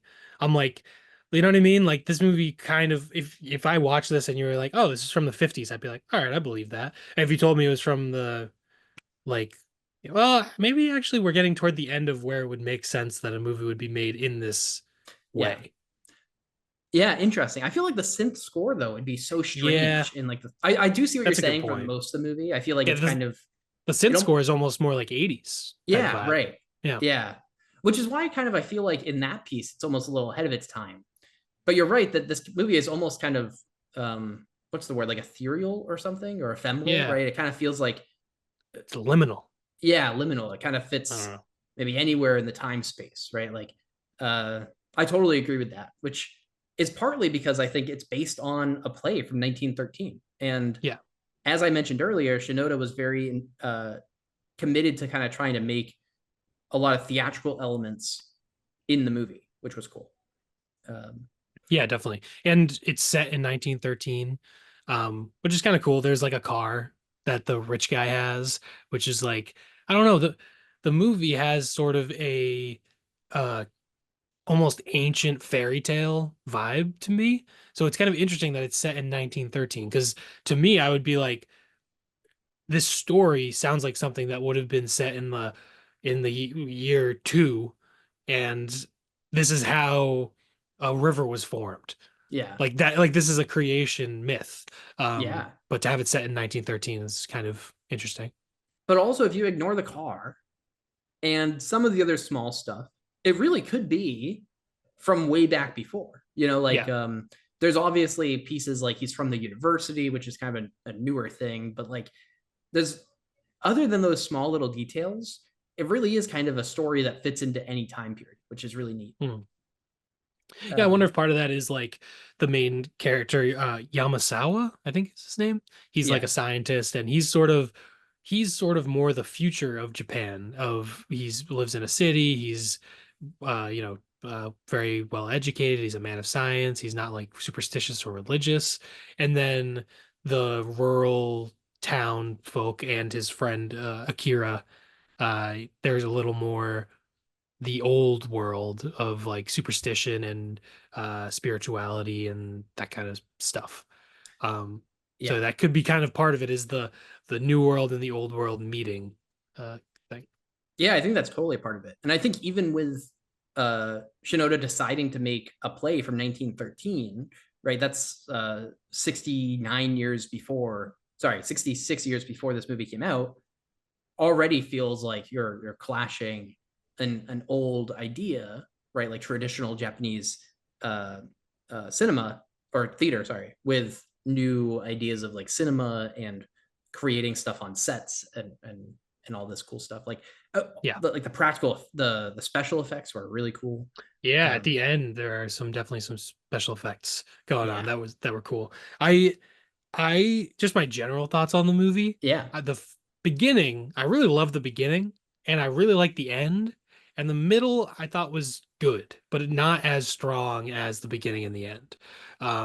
That would be kind of my general thoughts. Uh, like we said earlier, I kind of thought this was going to be a horror movie. So toward the yeah, beginning, I was like, wow, like the score is really cool. I like this. Like I'm basically already in on this main character. Like I can already just be like, all right, this is a relatable main character, and he's going to go into this situation and shit's gonna get crazy. And it does get crazy, but in like a not what I expected. Yeah. yeah. I think I 100% agree with that.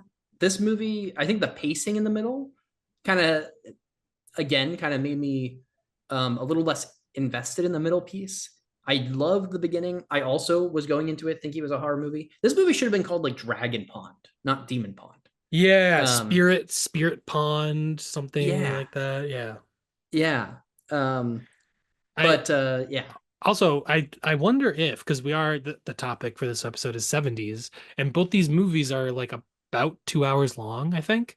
And both of them, well, I really enjoyed The Holy Mountain the whole time, but I understand why the pacing could be an issue. But also this one, I think maybe just because we're 50 years later, we're used to things being a lot faster paced and the world has changed a lot. So I wonder if part of that is us looking back at a movie from a different era and feeling like it's, yeah, maybe just the average pace of an average movie in 1970 was probably slower and not as fast paced compared to now, even compared to like the 90s. yeah. I think movies have on average gotten a lot faster paced as time has gone on. I would believe that. I think I mean, just in that same vein, it's really interesting to me that we picked movies in the 70s that are like you mentioned, I think before we start recording, but they're not like new American cinema. They're not like Yeah. new wave Hollywood or anything like that.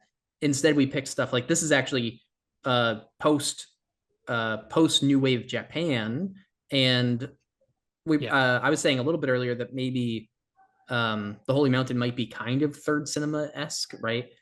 So Mhm. they fit into like these other like smaller branches of cinematic revolution, I guess, that was happening in the 70s that are almost um more about, well, I guess they're just more focused on different places than here in America, which I think is really interesting that we didn't pick something like Jaws or Yeah.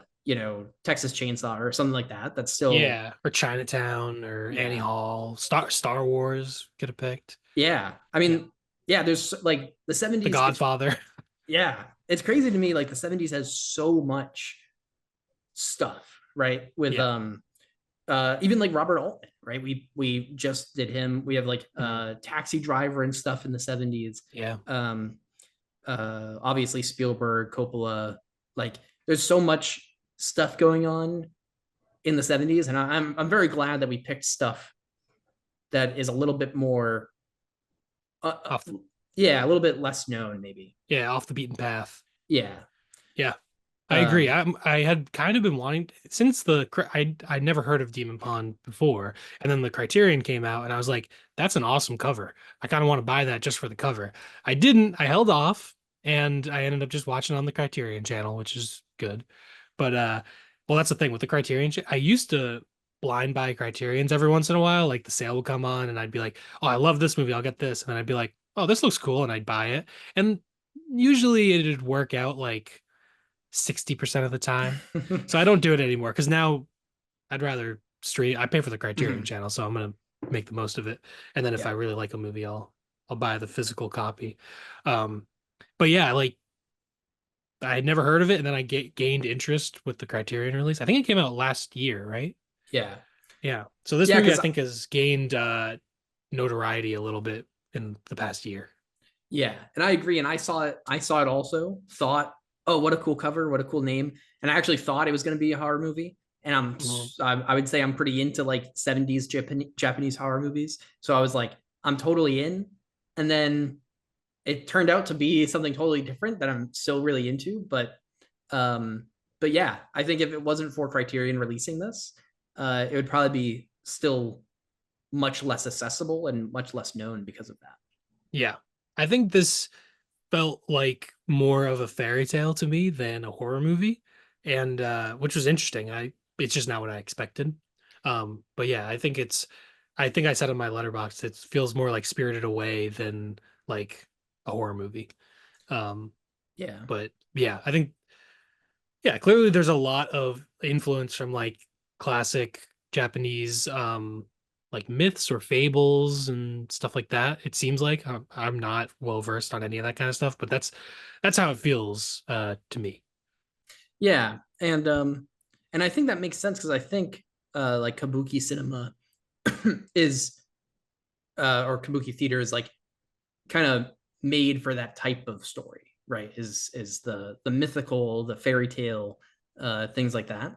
And this movie uh, was just a really cool journey through this like mythological like superstition, I guess, about the bell and about the pond.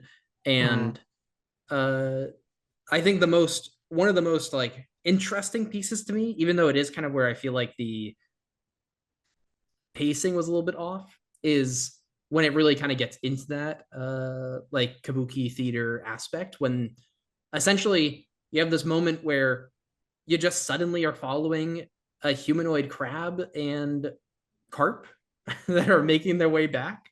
Yeah, as soon as that happens, I'm like, whoa, this movie has taken a huge shift. Yes. And this is kind of, I think, pretty much in my mind when I thought it would turn into horror, right? And Mm. that didn't happen. And instead we got mythical, crazy, uh, uh, Characters, people, humans dressed as like carp and crab and catfish and mud and flowers and yeah, cool, crazy costumes too. I like these were awesome. I was yeah. very into the costuming here. Um, and one other piece about it being very theatrical is the main lady in the movie, Yuri, Mhm. and Yuki are played by the same person, and they're played by Thomas. Oh man, Tommaso Burro, Bondo thank you. 5. That was great. I see a V. Yeah. If you Yeah. want, I can try to. You struggle with the Japanese names. I That's true. Yeah. not that I'm necessarily getting it all right, but I feel like I do okay. Um. Yeah. I'm Yeah, not he put very well versed on Japanese names, I guess, but yeah, um. usually it's just how you just say it how it looks because it's just a different it's just like Yeah. phonetically spelling in English from a different language, right? Different whatever letter system. Yeah. But this is a male actor and a theater actor that played in kabuki theater, and this is his first cinema role, which was really cool. And it's cool that he plays double parts, and both are female characters, which is traditional in kabuki theater, I suppose. Um, but I think for really, a lot I think for a yeah, long time like women weren't allowed to be in plays maybe and that's why and then it was like a tradition, I guess. yeah, Yeah. interesting. Um, but pretty awesome. I think a cool kind of callback to that tradition, and it worked out great. I think that he did great playing two really weird different roles. Yeah, he was good. He also looked like a woman. It was pretty convincing. If I didn't know it was a man, I probably would be like, "Oh, sure, that's a woman." Um, but there are a couple times where his voice, he did a little like I'm trying to think. I don't know if I remember like a specific scene, but like if he was in distress, he did kind of a voice that I found a little bit annoying in like one scene. But also, would Interesting. I have found that annoying if I didn't know that it was a man pretending to be a woman? I'm not sure. Yeah, interesting. I don't know.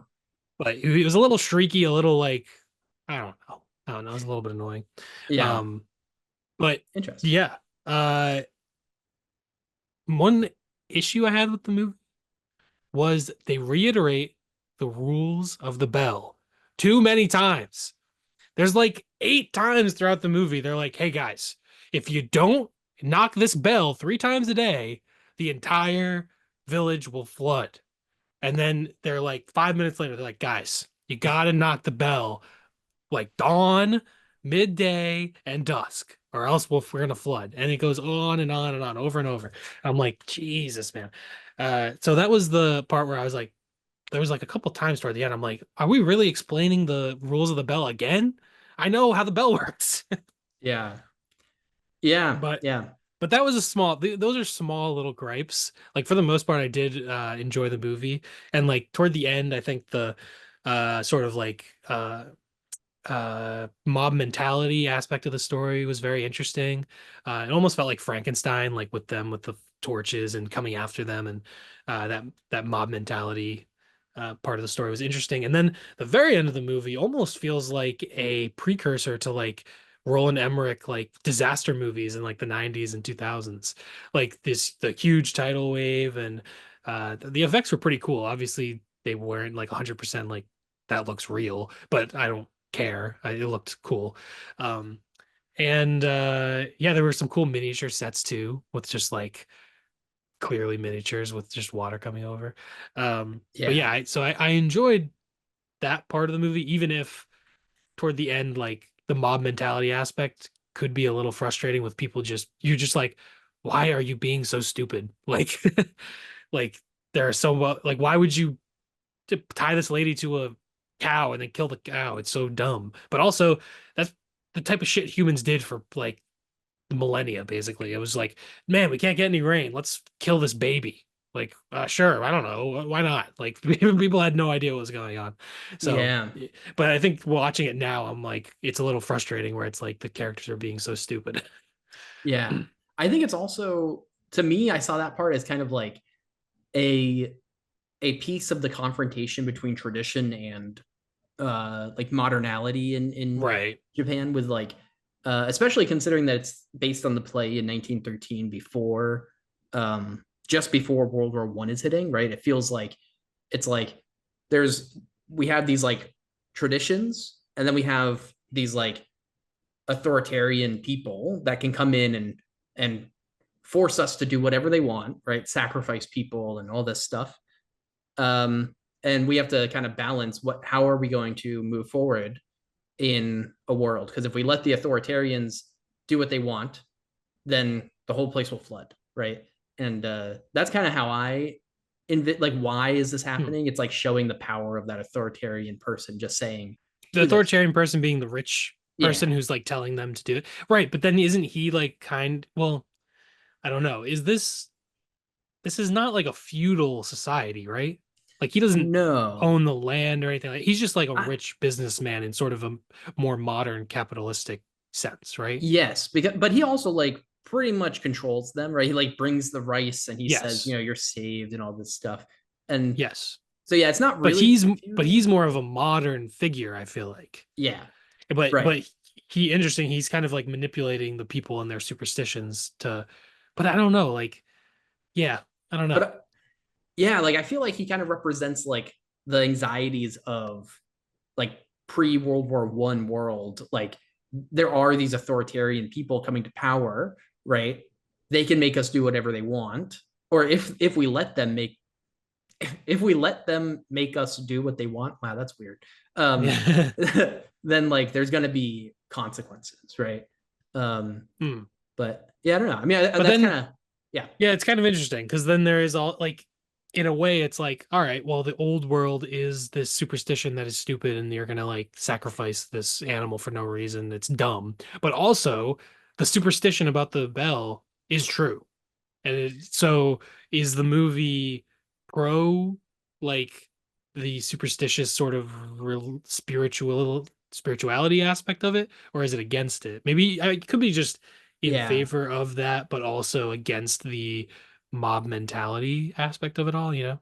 yeah. I think it could be like kind of against the like I don't know. I think it could maybe just be drawing that as a question, right? Like, do we do we follow like modern leadership or do we stick to like traditional beliefs, right? And I mean, it does seem like by following modern leadership here, the mob made the whole place get flooded, and that sucks. But They all died. They all deserved it when they died. I was so happy when they all yeah, died and they were all drowning and also they all turned into like save yourself animals, like kicking each other off yeah. at the Well, end. there's that one shot where it's the hierarchical guy, right? Yeah, and he's The kicking the priest off. yeah, and he has the Yeah, cane and he's whacking people as the waters come in, and it almost looks like he's like on a boat with the shape of the house, and he's like denying people access to that piece of savior, right? And but yeah, I feel like there was so much there at the end where I was like, it's interesting that by the superstition actually being correct, everyone's dying, but also it did a really good job of making you okay with everyone dying, unlike in like a Roland Emmerich movie where you're supposed to just watch people die that didn't really deserve it. Here you're watching everyone die, but you're like, yeah, these guys suck. You know? Yeah, well, that's why I think this is sort of it's almost like a Noah's Ark Yeah. type like narrative, which is like there are like flood myths in every society. That's like a overarching theme, and I don't know, just like humanity, I guess. Yeah. Wash And away this, everything. yeah, there's like the cleansing power of it, I guess, and also it's probably a way to explain like natural disasters, hurricanes, tsunamis, stuff like that. Um, yeah, Yeah, but which is yeah, good. well, the main character also is this modern man of science, but he maybe I don't know. At the end of the day, I think they're like love conquers all is kind of the theme in a way because there's the you know whatever princess he whatever her name is Shirayuki, like Yeah. she loves a different dragon in another lake, and so she needs to like get over there, but in order to get over there she floods and like creates a river, I guess. But then also like Akira and Yuri like stick together kind of a thing, I don't know. But the scientist is a more modern figure, but he sort of has to come and like realize some I don't know that it's sort of like a middle ground between science and superstition, I guess, in some ways. Yeah. It's almost like again, I think it's like asking that question of like, you know, do we follow science or do we follow superstition? And I don't know if it's really like for that one more so than the modern leadership versus superstitious beliefs. I don't know if it's really answering the question as much as just posing it, right? Like the guy Hmm. that Akira, he was a man of science also, but then kind of fell into superstition, right? And Right. by doing that protects the place. Um but the main character, uh Yamasawa, comes in and is still a man of science and kind of struggles with that superstitious belief at first and then ends up understanding it, but I don't know if it's really answering that question and saying that like superstition is the way to go as much as it's just like drawing attention to these are like again like conflicting identities of the time, right? The Hmm. traditional beliefs Yeah. versus kind of modern. Yeah. Um, Yeah, definitely. Which is a common thing in like Japanese cinema. Like Ozu's movies are always about like, you know, different generational conflict and changing times in like post-war Japan, stuff like that. right. So that's a common theme because I think the 20th century was a very tumultuous time for Japan of going all these different directions and rebuilding and all this stuff. Yeah, definitely. And kind of like totally shifting uh political and uh what do you call it like hierarchy, no, Their like their way their government works. yeah, right. I guess that's just politics, but whatever. Yeah, I Like don't know. Political system. yeah, political system, right? Totally shifting that and everything. Like there's a lot going on that it makes sense that they want to be able to express those anxieties about that conflict, right? Hmm. Um, Yep. but uh I, I sorry. will say Yeah, the movie has really great cinematography. The it shots are does. very nice. I think especially at the beginning. That beginning sequence, I was really ready Gorgeous. for like an all-time classic, and it didn't quite live up to that level for me personally. But I mean, it's still a really good movie. But I don't know. I really love that beginning. The shot of the pond, the demon pond, and then it zooms in on the water, and we have the opening credits. That was awesome, and all the Yeah. stuff of uh Yamasawa like on the train, and then walking through the woods and all that. And also, I watched this movie like during a heat wave, and part of the movie is that it's so fucking hot That's in the right. movie. So and you know the village is going through a drought, and that's why there's all the whatever conflict and all that. So definitely a good time to watch the movie. Where I was like, yeah, it is hot as fuck. Yeah, Yeah. I could use a flood Um probably. uh Also, speaking of good times to watch the movie, at the beginning, Yamasawa says that he's a school teacher, and Yuri asks why he's kind of doing random traveling, and he's like, "Oh, just because it's my summer vacation." And I was like, "Dude, There that's you a go. mood." There we It's home. go. He's literally me. Yeah.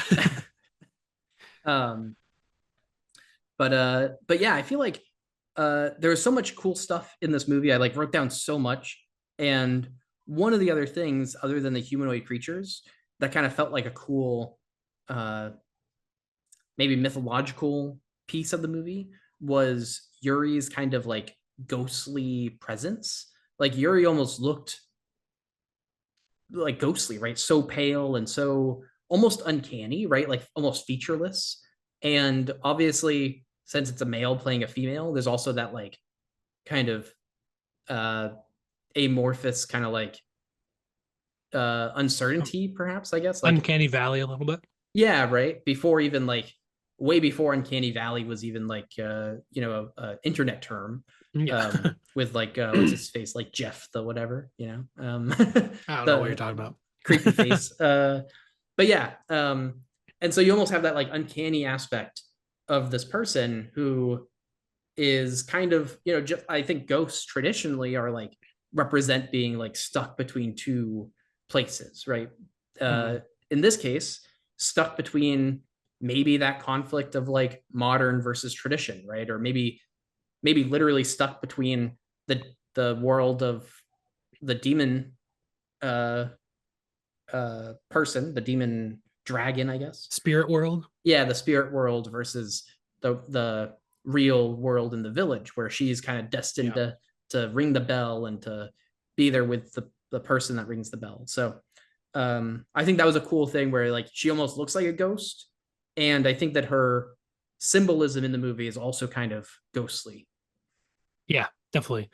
It sort of leaves you to question like, is she a ghost? Is she manipulating Akira or something along those lines? It doesn't really go in that direction, but it Yeah, sort of leaves the question in the air, especially because it's the same actor playing, the spirit and that woman.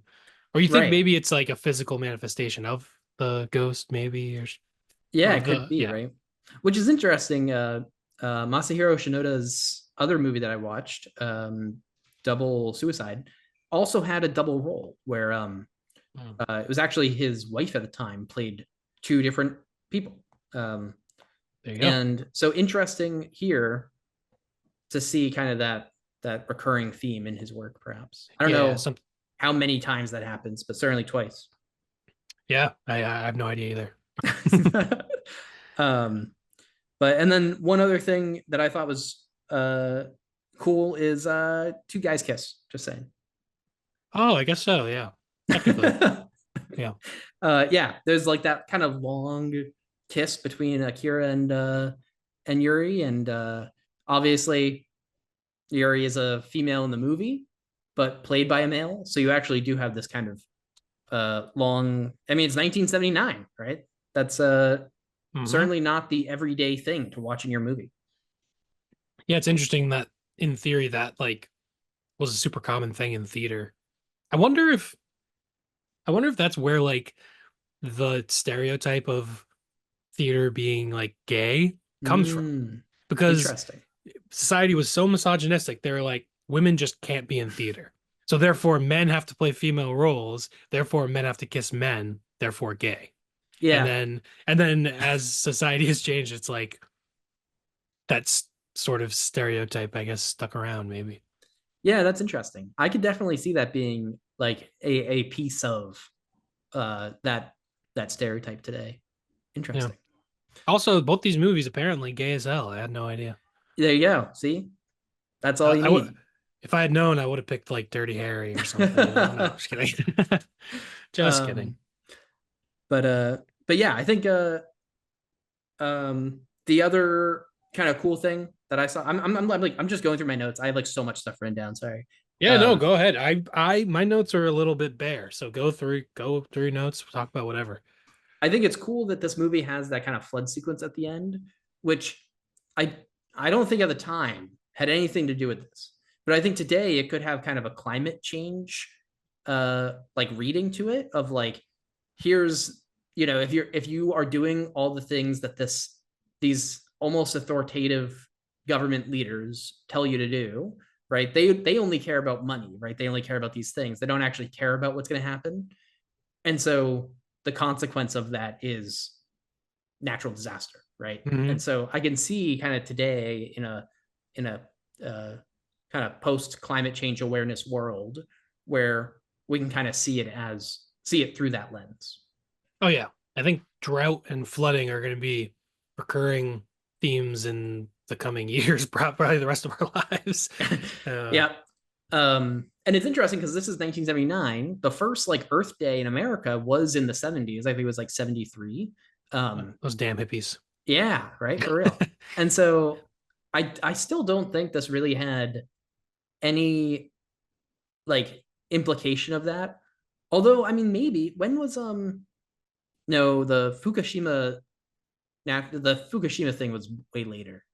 I think Um so. Yeah. in like the 90s maybe. But um but like I would wonder if maybe but like it is also based on the 1913 play, so like I doubt that it's really intentional, but I think today we can look at it at a lens of like there's some pretty obvious analog to Yeah. today's world. And even if it's not intentional, it doesn't mean it's not Yeah, there. It couldn't have that meaning today, you right. know? Yeah. Yeah, even if um we weren't supposed to see that rainbow room as gay as hell, you can. Yeah. Yeah. I see that.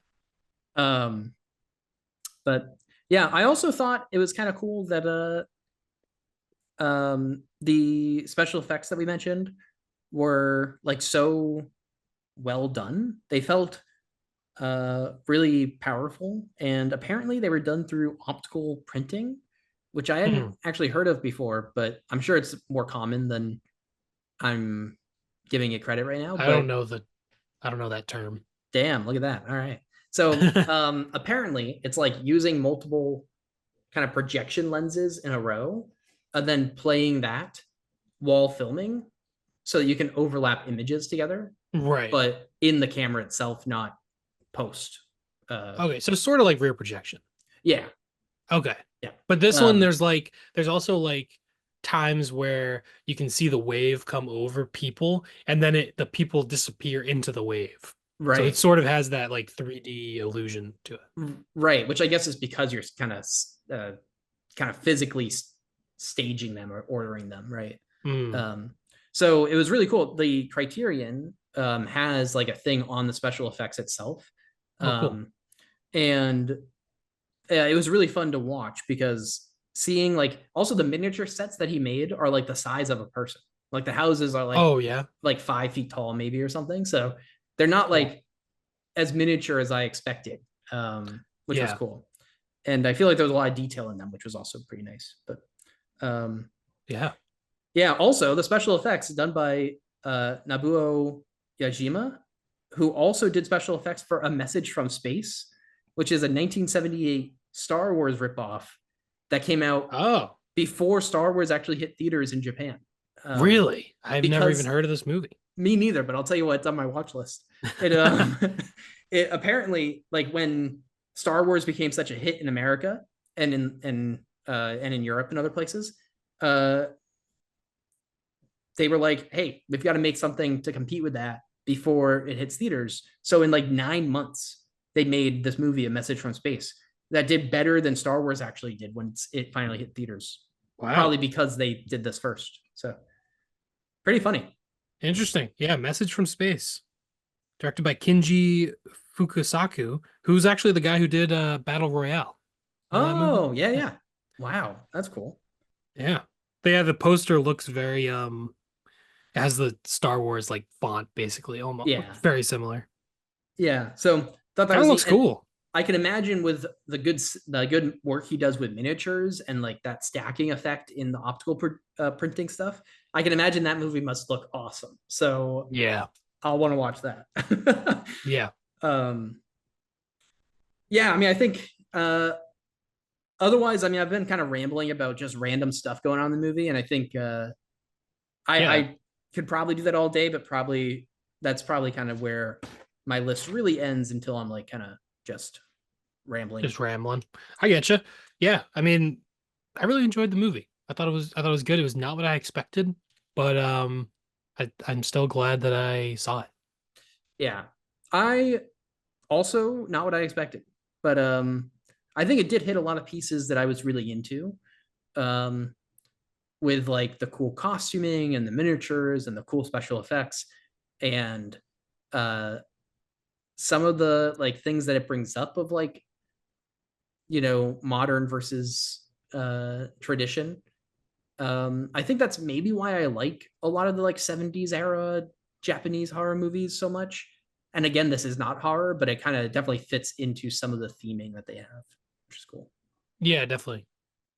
I see that. And there is like it's so different from House, but once the practical effects came in at the end, I was like, "Oh, this is like a serious like low-key version, but similar. You could tell it's a similar era, you know." Right. Yeah. Yeah. You can imagine like these special effects if it was used like in more of the film to make the film like uh, a horror movie or to make it like goofier or something. You could imagine it being very similar to House because the special effects kind of line up pretty well, I would say. Yeah. Not quite as experimental, obviously, but Yeah. Yeah, definitely a lot more just traditional trying to just tell a story yeah. than rather than completely being wacky off the wall. Yeah. It's just because that's off the top of my head. I think that's the one of the only like 70s Japanese horror movies I've seen. Like from this era. I feel like when I think of Japanese horror, it's like the J horror, like Yeah. 90s, 2000s. That's like the most popular era. But also I'm not like a huge horror aficionado. So I don't, but Yeah, me neither. Kind of hate it. yeah, terrible genre. I mean, I wonder, um, imagine we get horror movies for our next episode. ooh, what would I even pick? I don't know. I don't know I what I would mean, pick. yeah, that'd be cool, I guess. Yeah, play it off. Play cool. Play cool. All right, cool. Well, is there anything else you wanted to say about Demon Pond, or should we do our ratings? We can do our ratings, I think. Yeah. All right. I gave it 3.5 out of 5. I Nice. liked it. Nice. I gave it 4.5 out of 5. I Nice. am very glad that I got the movie on a blind buy. I would definitely rewatch it, and I could kind of I can kind of consider this like maybe a classic for me. Oh, Um, nice. so I was very pleased. Nice. Um, That's good. Is there a rating recap for this? this is weird. There is, but Oh. there's not enough information on Rotten Tomatoes for either a critic or audience score on Rotten Tomatoes. Oh, okay. So I've Wow. only got a Letterboxd and IMDb score, which is hilarious. Yeah. On IMDb, it's got a 7 out of 10, and Letterboxd has got pretty close to the same, a 3.7 out of 5. So the average is a 7.2 out of 10 off of only 2 data points. Yeah. Um, Yeah, but this movie I think was pretty like unknown until the Criterion release. So it makes sense that there's less data out there for it. right. Yeah, it'd be interesting to see, what does this rating recap look like in a year, right? Yeah. As more I Criterion mean, sales happen and then more people get to see it, right? Demon Pond on Letterboxd only has 6.5 thousand views. Yeah. It's What? yeah, it's That's that's what wild. I'm saying. It was like I'd never even heard of the movie until the Criterion release. The Holy Mountain, on the other hand, has 192,000. Wow. So yeah.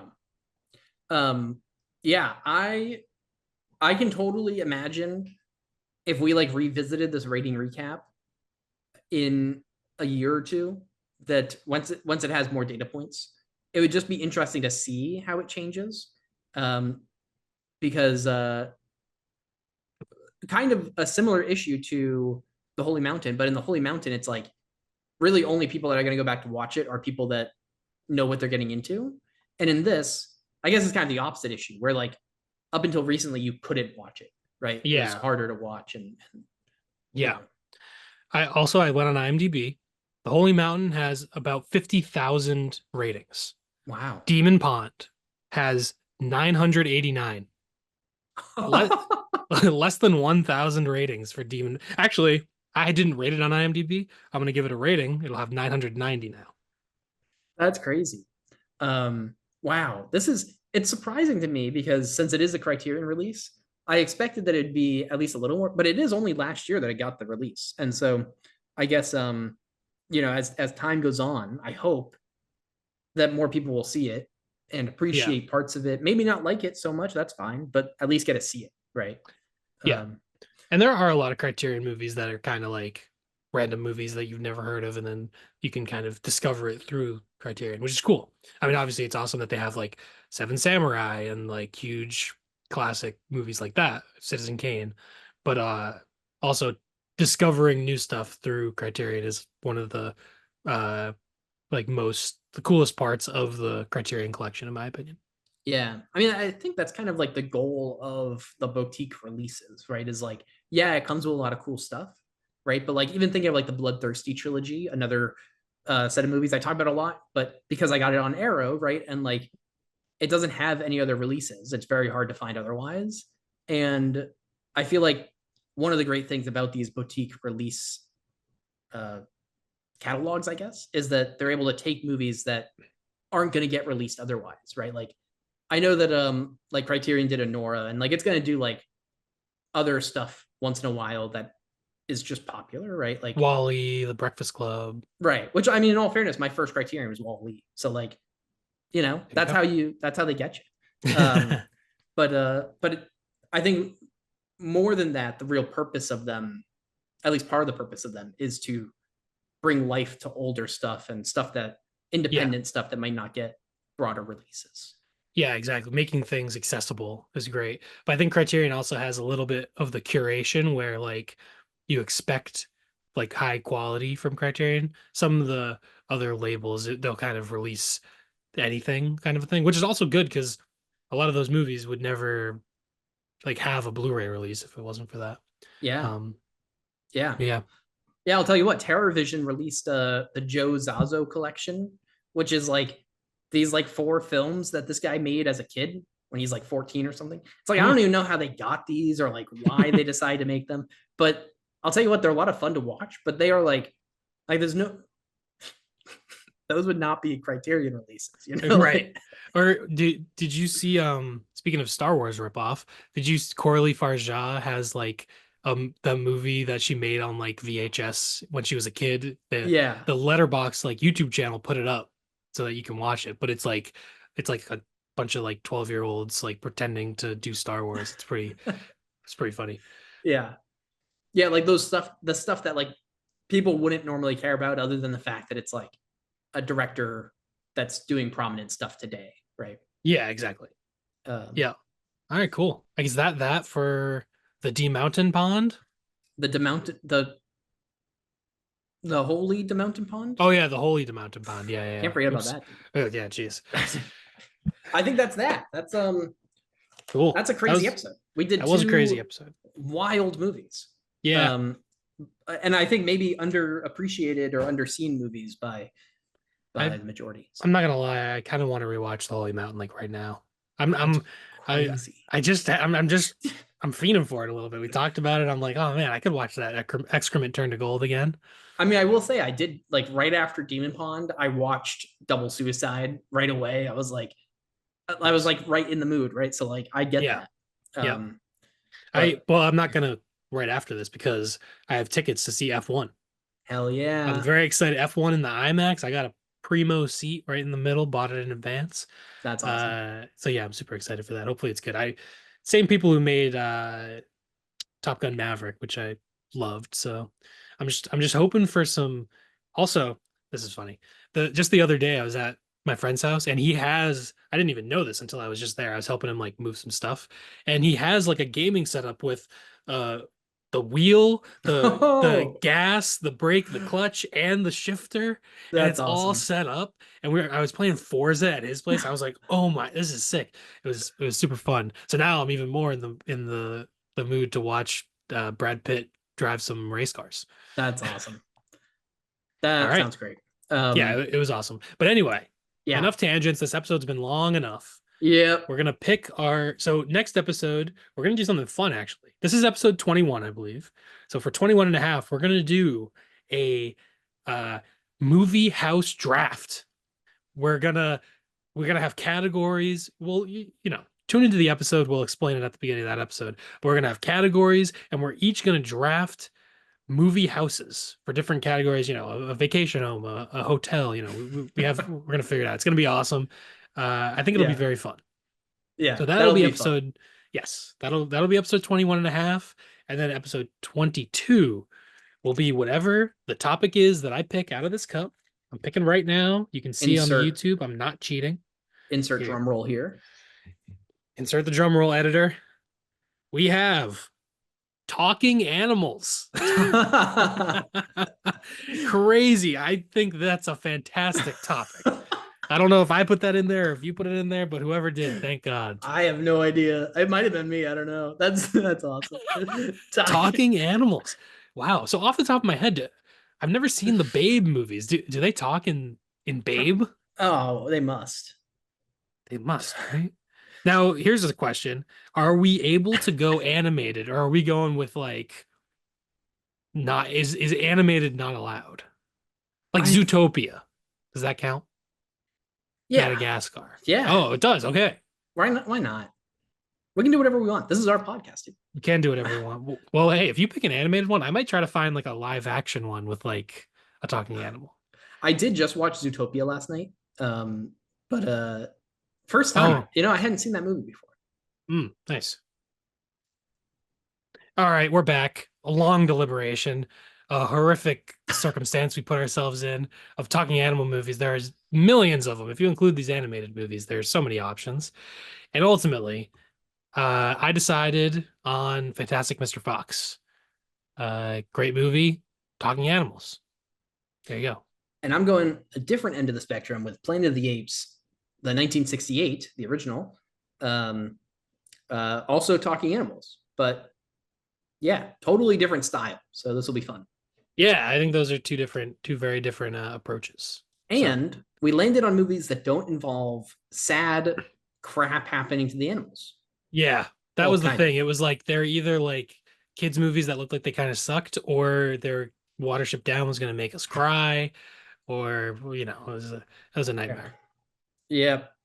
So, anyways, wow, that was a long deliberation. It'll But be it'll be a fun episode though. I think Fantastic I, Mr. Fox and Planet of the Apes, crazy. Oh, Planet of the Fantastic Mr. Fox, fantastic. oh my god, This is tough. Fantastic Planet would be hilarious because there's a movie called There is a movie, Fantastic Planet. Fan and Fantastic Mr. Fantastic Mr. Planet of the Apes. How about Plantastic Mr. Apes? Fantastic Mr. Apes. Sealed. All Fantastic right. Mr. Apes. All right. Wow. Well, that I'm drained from trying to pick that movie. So Yes, we're done. yeah. If y'all have better ideas for animated movie, not animated, sorry, movies featuring talking animals, please let us know because the only thing we want right now is more ideas for that list, I'll tell you. No, but seriously, we would like to hear your good Yeah. ideas because Yeah, a lot of what we found is weird. Yeah, comment down below some talking animal movies you like, your thoughts on Holy Mountain, Demon Pond. Thank you for listening. We appreciate it. Follow us on Letterboxd. Mind Your Movies, all one word. It's got our links to our YouTube and our podcast stuff. We got an Instagram. We got a Blue Sky. It's all on the Letterboxd. So yeah, I think that's Well, most importantly, also, if you know any freaks out there that like the Holy Mountain or any of the like 600 people that have seen Demon Pond, make sure that you share this with them because that's the best way that you can help us out and the best way you can help those people out because we are just as weird as them. So, yes. There you go. Share the show. We appreciate it. And thank you for listening. Don't forget to mind your movies.